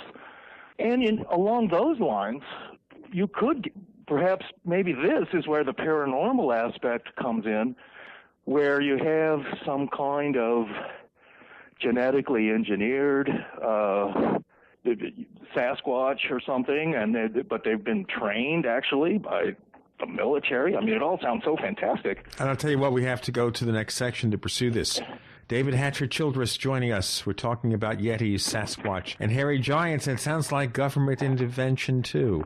Our co-hosts this week, Chris O'Brien and Nick Redfern. I'm Gene Steinberg. You're in the Paracast.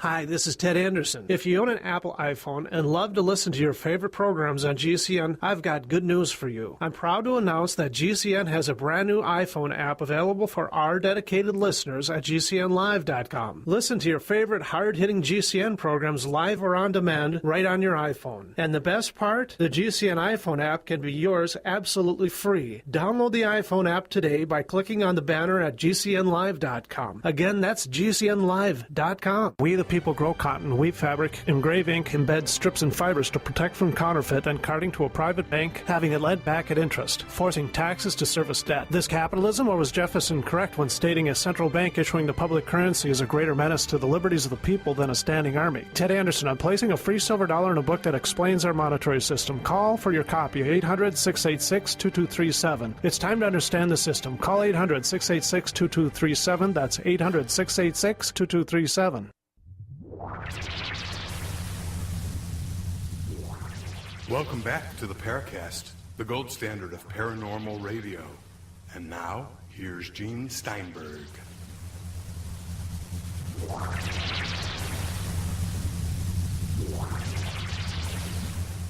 We have another hour to spend with David Hatcher Childress, author of Yetis, Sasquatch, and Hairy Giants. Our co-hosts are Chris O'Brien and Nick Redfern. I'm Gene Steinberg. You're in the Paracast. And I guess the question was raised here, the government, knowing about this, involved in genetic engineering of Bigfoot? Yeah, it sounds incredible. And as I had to speculate about that in my book. David, didn't Hitler try to, wasn't there some sort of genetics program where they were going to try to create this primitive super warrior, super soldier or something? I seem to remember reading about that some years back. So you think the U.S. government, if potentially they do have genetic material that they could possibly be attempting to clone these animals or somehow create? I seem to recall, and maybe you guys know this story too, but isn't there, seems like there's some UFO abduction type story where one of the people claimed that he was in some like UFO base or something, that there was a Bigfoot in a cage or something like that? No, I think you're referring to the Clearview case outside of the Air Force Academy back in the late 70s, where Air Force officers arrived in a saucer and talked to this particular rancher and his family, and there was a Bigfoot standing nearby holding a box that had blinking lights on it. And okay, right. This creature had been seen by the rancher on a couple of occasions prior to this, and the Air Force claimed that he was under their control. And one of the officers had some device on a belt, and he hit a button or a switch, and the Bigfoot kind of twitched and fell down and dropped the box. And then he clicked it back on, and the Bigfoot woke up or something and stood back up holding the blinking box. So go figure. That's one of the weirdest cases. Right. That's a pretty interesting story. And so there you have maybe some Bigfoot that's got implanted by the military, and they can kind of mind control him with some electronic gear that they've got, in the back of his brain or something.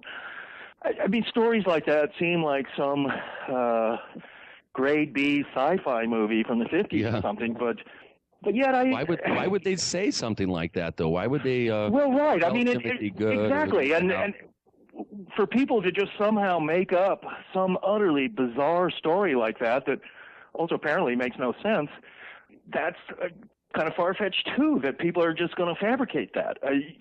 I often think that there's something to these stories, not necessarily exactly what the people witnessed maybe, but something's going on. Even with stories like that, you can have holographic projections. I believe that the military does do all kinds of unusual psyops and mind control type of operations for their own, strange experiments on people just to see how they'll react and things like that. But I really do not discount the idea that they, and I'm saying the military or, whoever it is exactly, that they could have, the bodies of Bigfoot, actual live Bigfoot, cloned or genetically engineered Bigfoot. If these animals really exist, and I believe they do, and they are animals, there's no reason why the military couldn't have, be doing research on them themselves. They want to know this stuff too.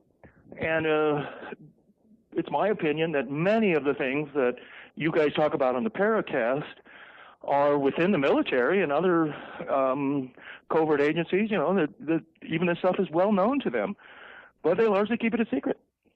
Okay, so if the U.S. government is doing this, what about other governments? Are they engaged in this kind of trickery? Well, yeah, they would be in a sense, particularly, say, the Russians. The Chinese government is well known to be interested in the wild men of China.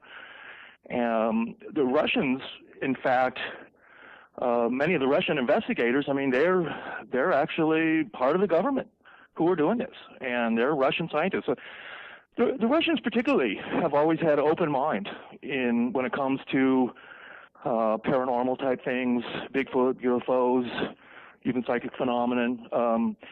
And even though the CIA has done psychic experiments and other things like that, when stories get out into the mainstream media, they sort of laugh at it, and it makes the CIA look like a bunch of goofballs doing these sort of strange experiments. But in Russia, it's taken much more seriously and is actually part of the government programs. The whole strange story of the Minnesota Iceman, which I detail in one of the chapters, is really weird. And the more you look into it, the stranger it gets. And at one point, apparently, the Vietnamese government was involved in it, and the military. And the story that has come out about the Minnesota Iceman is that it was from Vietnam, and it was loaded onto a helicopter.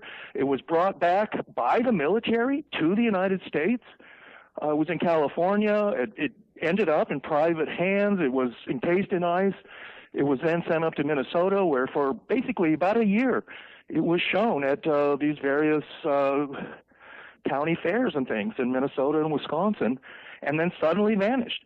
But Ivan T. Sanderson and Bernard Hovelmans, had a chance to really look carefully at the Minnesota Iceman at this barn in Minnesota before it vanished, and they concluded that it was a real critter in there and not a fake. Okay, vanished, David. In what way? They just stopped showing it, or what? Yeah, what happened to the Minnesota Iceman was it was being exhibited for a while. Ivan T. Sanderson and Hovelmans got to see it and study it. And then the FBI got involved because it had been shot through the eye. And, and in fact, apparently it had been shot by an American soldier or something in Vietnam War. And but then it vanished. And what happened then was a fake was put in its place. And then briefly, this other Iceman was exhibited. People who looked at it could see that it was a fake. It was like a wax dummy inside the ice. But the original Iceman totally disappeared. And it apparently had been owned by a very wealthy person in Los Angeles. But, exactly who he was and how we got the Iceman and where it went, we don't know. And it's possible that the government itself ended up with the Iceman. And if it really was a real body, as Sanderson and Heuvelmans believed, then it would be valuable. And certainly the government would want it and perhaps got it, or else it ended up in some like private lab where they're studying it. And part of it, what is so important and rarely talked about in other Bigfoot books, is that having DNA of a Sasquatch is important. I mean, you could do a lot with that, particularly with the technology of cloning and stuff that we have today. It'd be something to be able to try to nail down. So how do we nail it down, David? I mean, we have the story where this disappeared and was replaced by a fake before the exhibit was withdrawn. We have all these reports about the government involvement. How do we nail it down and prove any of this stuff? Well, make a good FOIA request. I think people naturally want proof and good proof, and I'm like that too. Photographs of Bigfoot are good, and that's kind of the main thing we have now, and stories. Getting actual hair and blood samples of some of these critters, whether it's in Bhutan or Sumatra or California or whatever, I mean, that's what we need.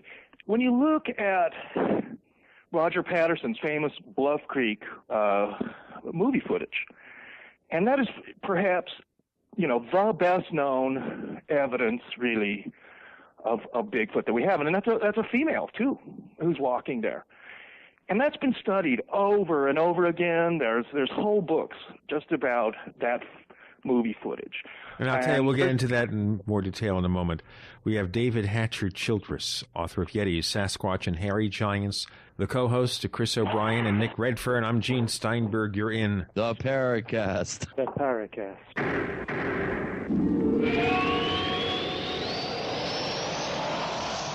Hey neighbors, have you been thinking about starting a website? Well, I'm going to tell you about a great offer from HostGator. HostGator is a world-famous leader in web hosting, and they make it easy for you to get your own .com domain name. You create your very own website with their free site builder tools and great selection of templates. Use the coupon code Paracast. Once again, use the coupon code Paracast and sign up at this special address, theparacast.com/gator. That's Gator, theparacast.com/gator. For 58 years, Fate has provided true reports of the strange and unknown. Fate brings you the latest in all aspects of the paranormal, like angels and miracles, psychic phenomena, ghosts, UFOs, and much, much more. To receive your complimentary Fate magazine, call now at 1-800-728-2730 or visit their website at www.fatemag.com. That's 1-800-728-2730. What are you waiting for? Your fate awaits.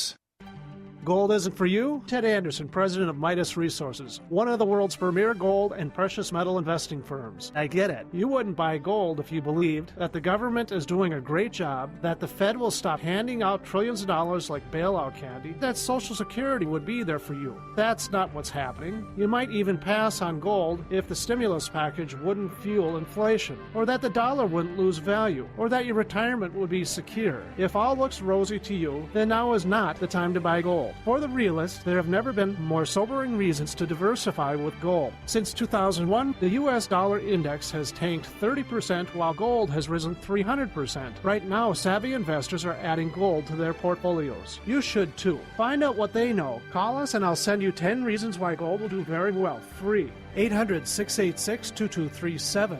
800-686-2237. That's 800-686-2237.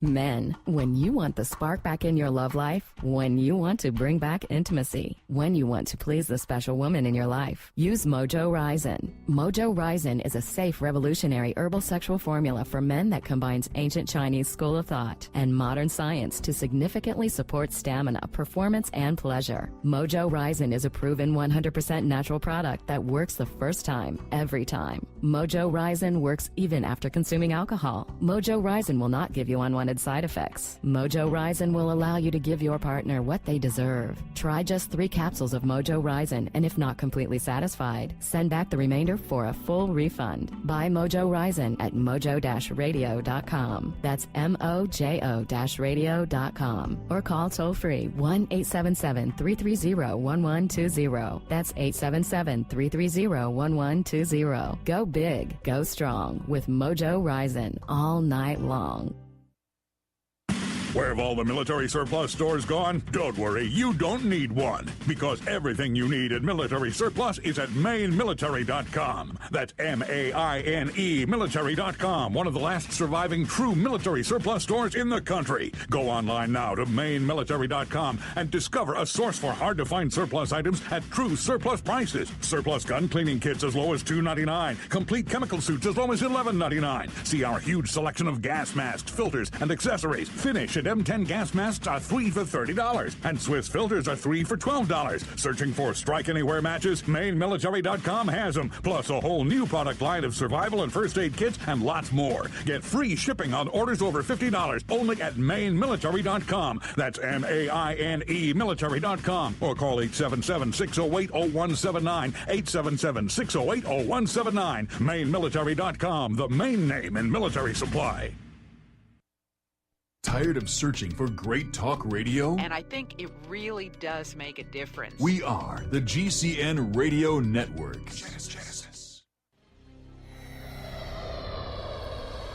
We want to hear from you.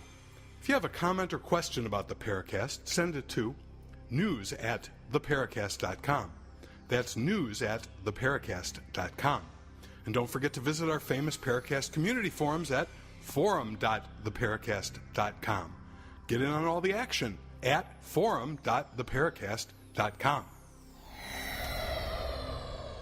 We return with David Hatcher Childress. We're talking about the abominable snowman, Yeti, Sasquatch, hairy giants, whatever. We have Chris O'Brien and Nick Redfern as co-hosts.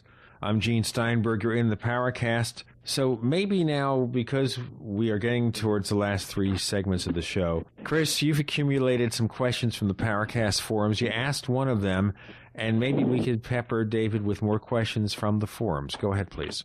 Well, actually, David's actually done a good job answering several of the questions. The only one I haven't really asked and pressed David on was the whole telepathic connection that some witnesses have described when they lock eyes with these creatures. I think, what's his name? Kawani, Jack Sapardis. He wrote a book, The Psychic Sasquatch. I'm probably butchering his name. But I seem to remember reading the book years ago. I seem to remember from it that there, in his mind, that there is a fairly intriguing body of evidence that would suggest that these creatures do have some sort of psychic abilities and that some people have been impacted by this. Have you run across this particular element in your research? Yeah, sure. And in fact, there's a woman in Wisconsin who's written a book or two about Bigfoot, and I think one of them's called Backyard Bigfoot or something like that. And she claims to have had something of a psychic relationship with this Bigfoot who, in the winter, would come by her remote house in the woods of Wisconsin and leave footprints, and that she had, something of a psychic relationship with them. And that's all fine. I feel that people have psychic relationships with all kinds of animals, and that's always fascinating. There's no reason why people couldn't have some psychic connection with Bigfoot, too. Bigfoot, in my mind, he's curious about humans, and he's not really a threat. Even though there are stories of Bigfoot attacking people, even people being killed by Bigfoot. In the Himalayas, I can tell you that the whole concept of Yetis, seeing a Yeti, having some encounter, it's a subject that's very uncomfortable to the people there. They don't want to see a Yeti. They feel it's terrible luck. Even to talk about Yetis is bad luck. People are reluctant to really discuss it in great detail. It's a subject that you should avoid, really. And if you've seen a Yeti and encountered one, they believe it means you're going to die. So it's not something you want to have happen to you. That said, people do still encounter Yetis as we get more and more people are modernized and they forget these, say, superstitions in a sense about Yetis, and they will talk about it more, I think. But really, ultimately, what I've concluded is that they're animals. They're super strong. They've got incredibly keen senses. They know to avoid people if they can, but still, they're curious about people. And a lot of the stories that are in my book are of Yeti and Bigfoot peeping Toms. This is what happened here in Arizona, and where I'm speaking right now, on the White Mountain Apache Reservation in 2005. This family there, they were Apache Indians, they called the police because this peeping Tom was looking in their window and watching them in their bedroom and stuff. And then when the Apache police arrived at these people's cabin, and people do live in remote areas of the forest there, and it's a giant forest, and it was a woman who saw it, when she arrived, there was this Bigfoot that was there at these people's cabin, and this Bigfoot was skulking around. He was this peeping Tom looking in their window, and the policewoman saw him right there in the headlights. And she filed a report. This got in the news here in Arizona, became even national news.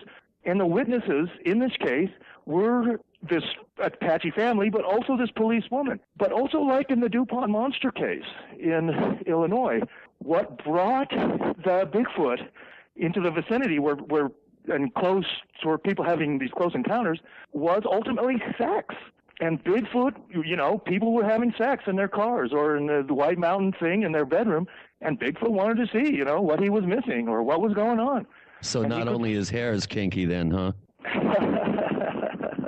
I couldn't resist. So I don't know. Well, I'd be interested to hear what you think about this, Nick.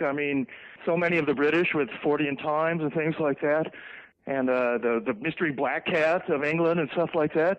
Do you think that Bigfoot has got the ability to sort of appear and disappear at will? I've done a lot of research into Bigfoot reports in Britain, and it often surprises people to learn that there's actually a tremendous number of reports. Now, if you go back to the 1400s, they're very much described as like wild men of the woods type stories, in the sense that I won't say they look like human beings, but they look more like a hair-covered human than they do a giant ape. Now, if you sort of go forward to the present day, we actually do get a lot of reports that would fit into like a classic Bigfoot category for Britain. Now, bear in mind, Britain, the whole country of England, Scotland and Wales, is actually, the combined square mileage is smaller than the state of Texas, and yet the population is a full 20% of the entire American population. So in other words, for a small country, Britain's heavily populated. And one of the problems with Bigfoot in Britain is you could argue that it's seen too frequently. And for creatures that are described as being sort of 7 foot tall in the British Isles, we would have to see colonies of these creatures, but we only ever see them solitary.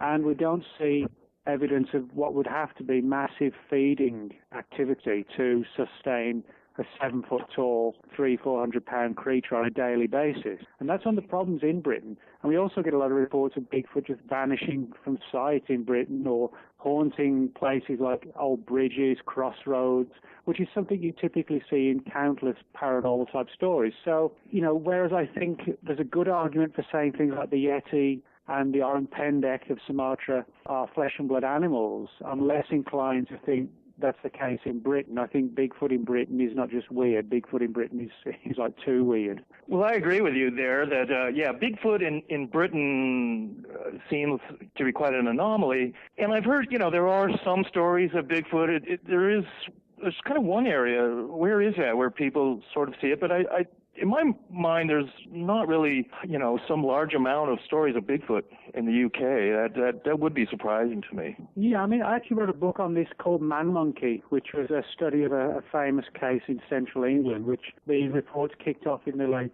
1800s and continue to this day at this one particular bridge which runs over a canal, a large bridge that runs over a canal in England. There have been countless sightings there of this weird creature with glowing silvery eyes, and it has more of like a paranormal phantom aspect to it than it does anything flesh and blood. I'll tell you what, we'll get into more of that, Nick, in our next section. We have David Hatcher Childress. His book is called Yetis, Sasquatch, and Hairy Giants. The co-hosts are Chris O'Brien and Nicholas Redfern.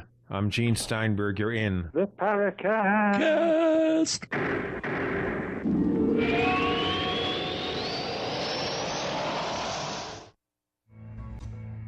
Is there a secret UFO agenda? Do strange creatures from the darkest corners of the mind roam the Earth? Is there evidence for mind control, time travel, or devious government conspiracies? Find out the inside scoop on the latest conspiracies, paranormal activity, and Fortean phenomena when you subscribe to Tim Beckley's Conspiracy Journal. It's jam-packed with stories, special book and DVD promotions, and the best news, it's absolutely free, sent right to your mailbox. Plus, a bonus free email newsletter sent out every Friday. Simply send an email with your name and address to MrUFO@webtv.net. That's MrUFO@webtv.net. Find out what they don't want you to know.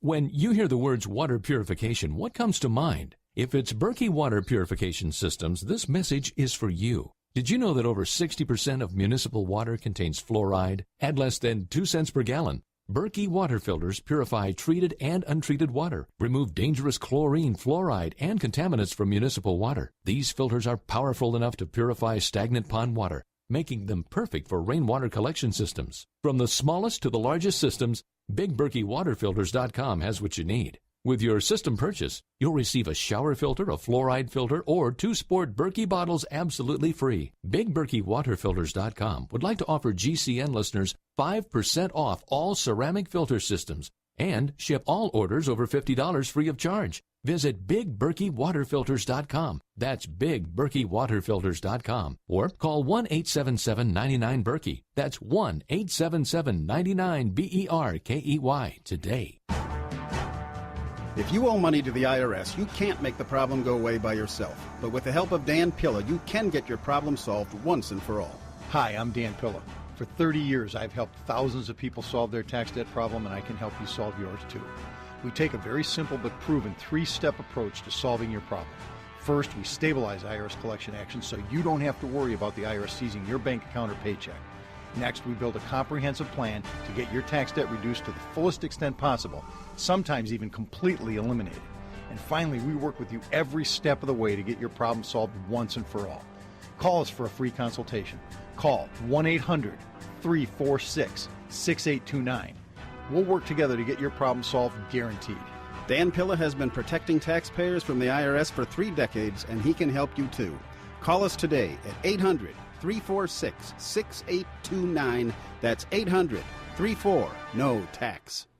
There are many types of storable foods, but how about a superfood that contains every nutrient that the human body needs for survival? 50% protein, 300 milligrams of potassium per ounce, and calcium and magnesium for your heart and bones, with many more nutrients found in this incredible food source that the government does not want you to have. This product is available in powder, seeds, and oil, and is shipped free to your door in the U.S. This product is illegal to grow in the U.S., but is legal to import. Don't waste time thinking about storing food. Plan ahead and prepare for yourself and your family now, and be in control of your destiny. You can save and invest your money, but in the end, food will be your greatest asset. Remember what the Word of God says in Ezekiel 7:19. Call 908-691-2608 and see what the powder, seeds, and oil can do for you. Remember, food will be your greatest asset. Call 908-691-2608. This product does not contain THC. Call 908-691-2608 today. Bringing you the best in alternative talk radio for over 10 years. GCN. Great talk radio starts here.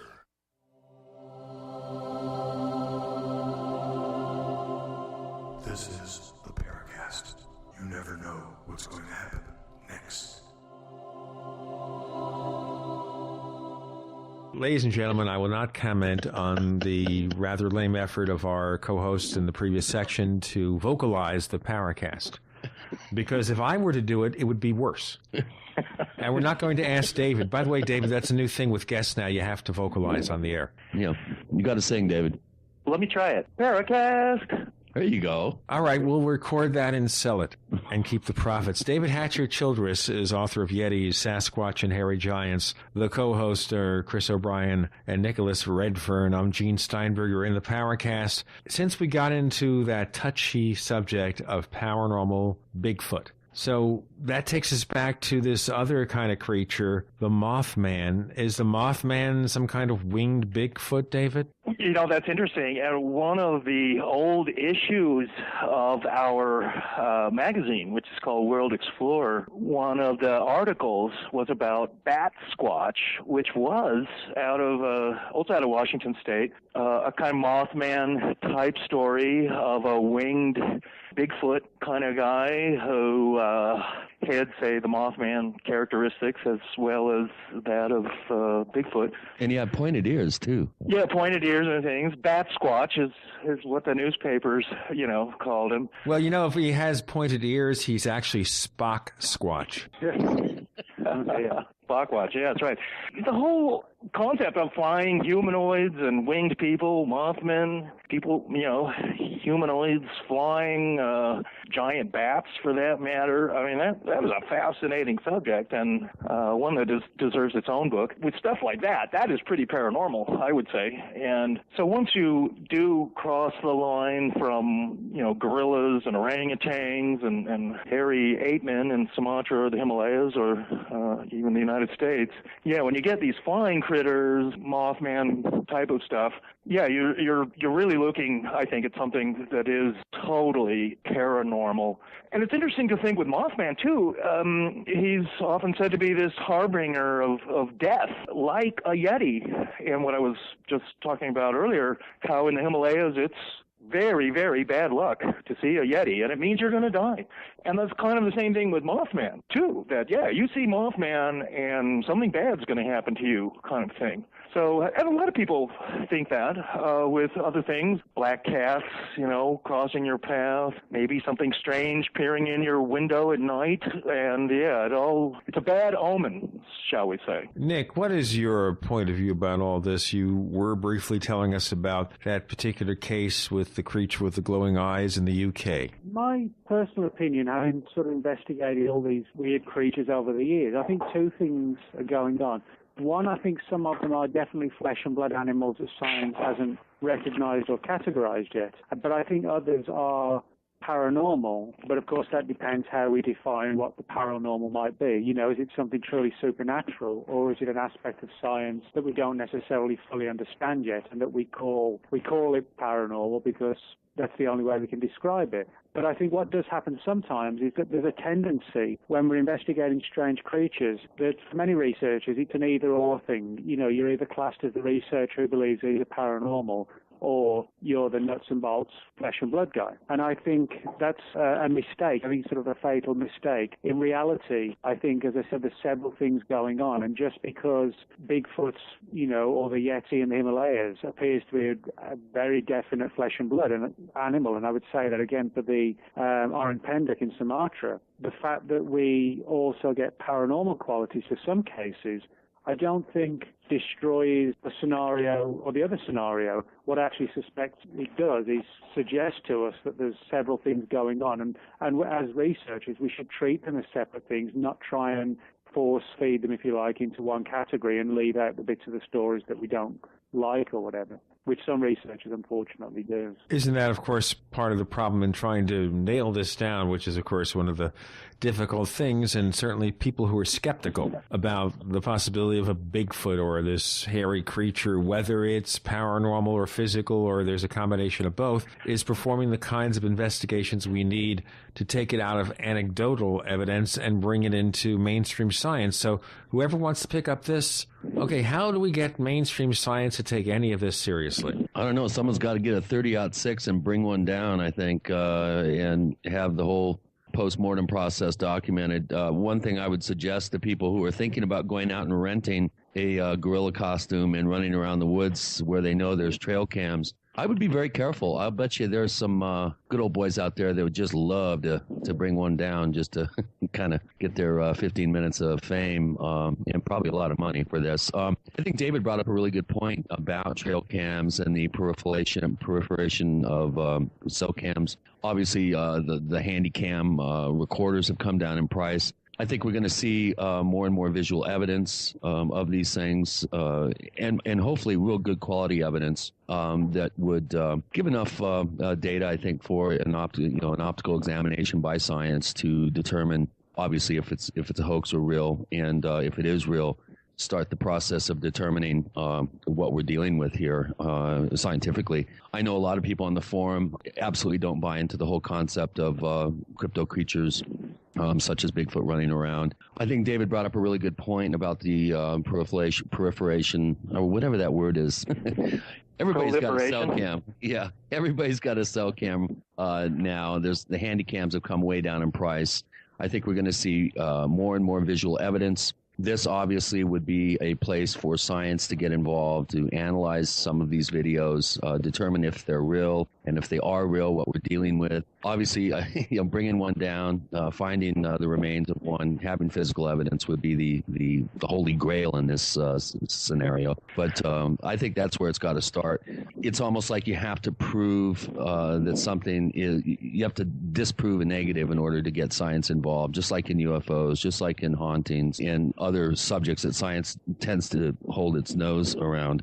But that would be, I think, the most logical place where this whole thing is going scientifically. Well, I agree with you there that, what I predict is going to happen is there's going to be more and more and more photos of Bigfoot, video footage of Bigfoot. YouTube is going to have more and more quickie videos of Bigfoot. Some of these videos are fascinating. Some are just jokes or hoaxes. But we're going to see more and more of that. And it's because cameras are ubiquitous. And the same thing's kind of happening with UFOs, too. More and more people are carrying cameras and video footage, and therefore we'll get more good footage, daylight footage and stuff of UFOs. The idea that we're going to actually get a live Bigfoot on TV or something like that, and that some press conference is going to occur like last year, which was a total hoax, but where someone says, yeah, here's the dead Bigfoot, we've got it. Hopefully something like that will happen one day. It's kind of sad, and this is a controversial part of the whole Bigfoot stories is it okay to go out and shoot a Bigfoot? Is that murder? And that's just, there's already people who are campaigning against that. Bigfoot needs to be saved. We shouldn't have people running around with guns looking for Bigfoot. And even that would be a strange sort of thing that might happen in the future, where suddenly Bigfoot is a protected animal, and the government has to declare him, as protected. No one is allowed to shoot Bigfoot. Something like that. That right there would be tantamount to the government admitting that, these creatures are out there. And I think that's a big step for them. And it's what I've kind of gathered talking to people, and the encounters that they claim they've had with rangers and stuff, where rangers have basically acknowledged to them that, yes, we know these animals are out there. Yes, we want to leave them be. Please don't go, hunting Bigfoot during hunting season or something like that. And I think it is hunters who do encounter Bigfoot. And a number of stories are people have weapons with them, and they actually could shoot and kill a Bigfoot. But when the time comes, they can't do it. I'll tell you what, whether it's be nice to Bigfoot or whatever, we'll get to that in the next section. David Hatcher Childress, author of Yetis, Sasquatch, and Hairy Giants. The co-hosts Nick Redfern and Chris O'Brien. I'm Gene Steinberg. You're in the Paracast.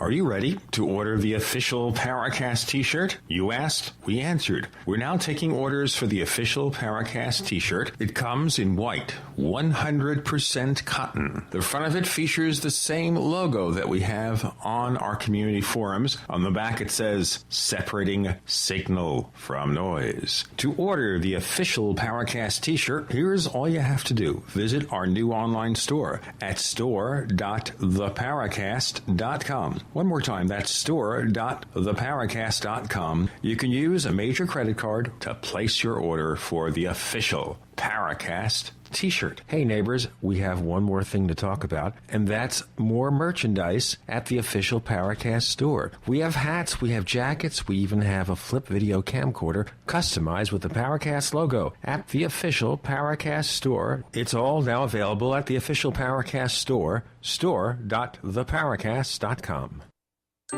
If you're a regular listener of this station, then disaster survival is vitally important to you and your family. Long-term food storage, water filtration, emergency food preparation, and quality survival products are not just talk topics, but a way of life. We strongly believe in being prepared for any emergency. We are foodandwaterstore.com, owned and operated by people who are into emergency preparedness. And because we are preppers like you, we own and use the products we offer. You'll find quality name brand proven products like Global Sun Ovens, Wonder Mill Flour Mills, Mountain House Foods, Seychelles and Berkey water filters, and many more, plus videos and articles at foodandwaterstore.com. 90% of our customers are return customers because of our low prices and excellent customer service. We still believe the customer is always right. Discover what your family needs to weather any storm at foodandwaterstore.com or call 1-877-773-7123. Foodandwaterstore.com, helping you prepare for the storms of life.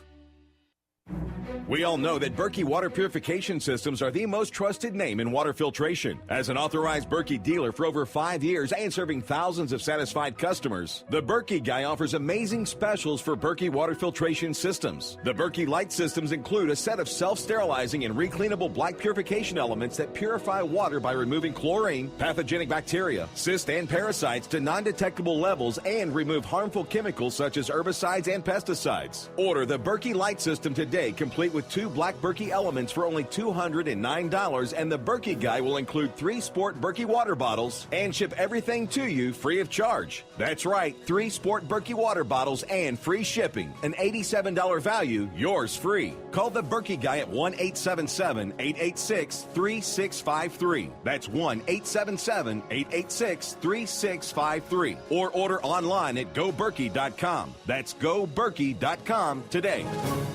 Global meltdowns, massive unemployment, endless wars, a new currency crisis, financially and morally bankrupt. A great and terrible storm is approaching. So what's the best way to get ready, to get prepared for hard times ahead? Introducing Off the Grid News, a weekly newsletter for independent patriots who want practical advice on how to survive and prosper in an increasingly dangerous world. It's the best way to get a black belt in emergency preparedness, survival skills, and off-the-grid living. Off the Grid News is fiercely independent, all about self-reliance and packed with helpful information on survival gardening, food preparation, alternative energy, herbal medicines, privacy and security, as well as God, gold, and guns, with absolutely no apologies. And the best part, this $100 a year service is now free of charge for our listeners. That's right, free for our listeners who sign up at offthegridnews.com. That's offthegridnews.com. You can sign up free at offthegridnews.com. offthegridnews.com.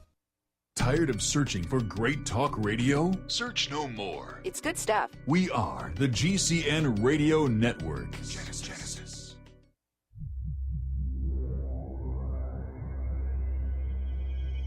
You've entered another dimension. You've entered the Paracast.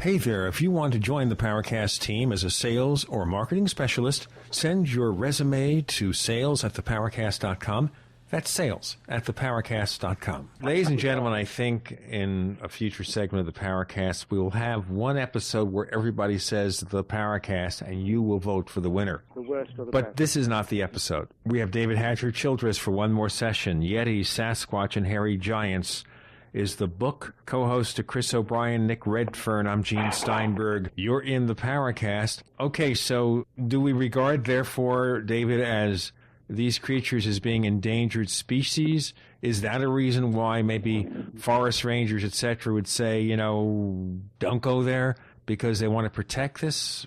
What's the story? Right. I mean, I've kind of come to the conclusion that within the ranger community, there is something of an unwritten code of not hunting Bigfoot, not disturbing him, leaving him alone, giving him his territory, letting him, do his thing. And the idea that Bigfoot hunters are out there with guns trying to kill Bigfoot, they don't like that idea. It really does come down to this crux of the matter. Is Bigfoot some type of humanoid? Is he really more human than animal? Or, is shooting a Bigfoot, the same as shooting a chimpanzee or some other ape? And part of the problem here is that Bigfoot is very human. He is like a missing link, really. And it's interesting too that except for the Gigantopus fossils that have been found in China, and they know that this giant ape did live once, and perhaps he is the Yeti and the Almas of Mongolia. But yeah, where is that missing link fossil? Well, one of the things is, and we were talking about this earlier, about why don't people just find Bigfoot dead on the trail or something? And it's the same reason why you don't see a dead bear on the trail while you're hiking. And things don't become fossils. If a bear suddenly dies of old age in the wood, he's not going to become a fossil. If you shoot a deer and just leave him in the woods, he won't become a fossil either. So the idea that Bigfoot is out there and that he is some kind of missing link that between humans and the apes. Yeah, I mean, he can be there without us really finding a fossil record necessarily, because fossils are largely created through cataclysms and anomalies. Things, whether they're dinosaurs or whatever, they have to be buried under tons of gravel and ash and in an airless environment, and then they create fossils. That's not what happens to most animals when they die. Is there possibly, because they're more intelligent creatures, a Bigfoot burial ground? I'm not being silly. This is a question. Yeah, no, right. No, exactly. And I mean, that's it. They are intelligent that way, and they are partly human, I believe, in the sense that they do things like a human. They have sort of families. They would maybe bury the dead and have some. I don't think there's some big Bigfoot burial ground up in Washington that all the Bigfoot go to, but within their tribe, as you might call it, yeah, they would bury the dead if something happened. Even have their own weird Bigfoot funeral. I don't know, but yeah, in those ways they would act more like humans rather than just complete animals. They really are partly human. They have intelligence. They want to know. They're very curious. And from what I've gathered with Bigfoot stories, Bigfoot wants to know what we're doing. He's afraid of us. He doesn't want to really come into the cities and stuff. He knows that that's not his place. But people who live in remote forested areas, yeah, it's quite possible that they'll be visited by Bigfoot, and Bigfoot's curious about them. He wants to know what they're doing. I know this is kind of like a hypothetical question, but, as we've touched on this angle about these creatures potentially being semi-human or part human, what do you think the legal ramifications would be if these creatures were found to be related to us? I mean, could it potentially stop logging, the huge logging companies? Because we're actually talking about the habitat of a type of human being that we would be cutting down. It would be the same as, chopping down somebody's backyard, in theory, if they had legal rights as a type of human. I mean, do you think the legal issues might have a bearing upon the fact that nobody in the official world wants to deal with it? Nick, I think that's exactly it. As I've researched this and talked to people, I've more or less come to that conclusion that, the officials, they don't want Bigfoot to be recognized, really, because it will create more problems than they want to deal with, which is exactly what you're saying. We'll have to create literally, protection areas for Bigfoot, and we'll have to declare them some kind of protected species. It would stop logging. Even Bigfoot rights groups spring up, and they would, they're campaigning for Bigfoot, just like they do other animals and things, and there's just a giant can of worms that the authorities just don't want to open up. Something else they would be afraid of, I think, is if they were to acknowledge that certain areas had Bigfoot in it. I mean, that would, because of the popularity of paranormal stuff and these TV shows of monster hunters and everything, suddenly, every crazy young buck with a gun, descends on some, wilderness area or some swamp in Arkansas or something, and stuff like this has already happened. And they're out to capture Bigfoot and shoot it. Let's go get ourselves a Bigfoot. Yeah, I mean, and actually with the what they call the Boggy Creek monster, or it's actually known as the Folk monster in Arkansas, that's what happened. I mean, they made a couple of movies about this too. But when and in those stories, Bigfoot actually went to this remote cabin and was trying to get at this teenage girl who ran screaming. I mean, but later what happened was, and that area was famous for these Bigfoot and swamp apes, that hunting parties, went into those swamps. They were out to shoot the Boggy Creek monster kind of thing. And of course the police and the rangers, they don't want that. And you get a bunch of, crazy monster hunters who are armed running around just like in hunting season. It's dangerous. People are shooting at each other. They're trigger happy. The rangers do not want this. Take a tranquilizer gun with a heavy duty dose of some sort of, super powerful sedative or tranquilizer. Go out and trank one. Hey, I tell you, we're just about out of time, but I like the idea of the tranquilizer or maybe a taser, although tasers can sometimes be fatal.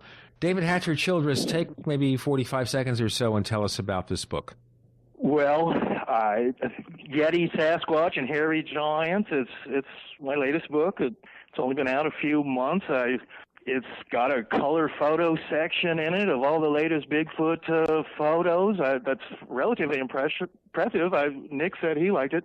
And what I've tried to do in this book is give a pretty round explanation of Bigfoot all over the world, the best evidence I could find, and bring people up to speed of the last 10 years of all the fascinating Bigfoot sightings that have happened. Nick Redfern, where do we find more of the things that you do? At nickredfern.com, an easy one. Chris O'Brien, less easy, where do we find more of your stuff? OurStrangePlanet.com and at the Paracast. As a matter of fact, Chris is one of our forum moderators. So if you check at forum.theparacast.com, Chris hangs out there. You'll find more of the things he does. Being a moderator also, if you're a bad boy or girl, he'll do something about it. David Hatcher Childress, Chris O'Brien, Nick Redfern, thank you all for joining us this week on the Paracast. Thanks, guys. Hey, thank you. Yeah, thanks, David. Thanks, Gene and Nick. Great show.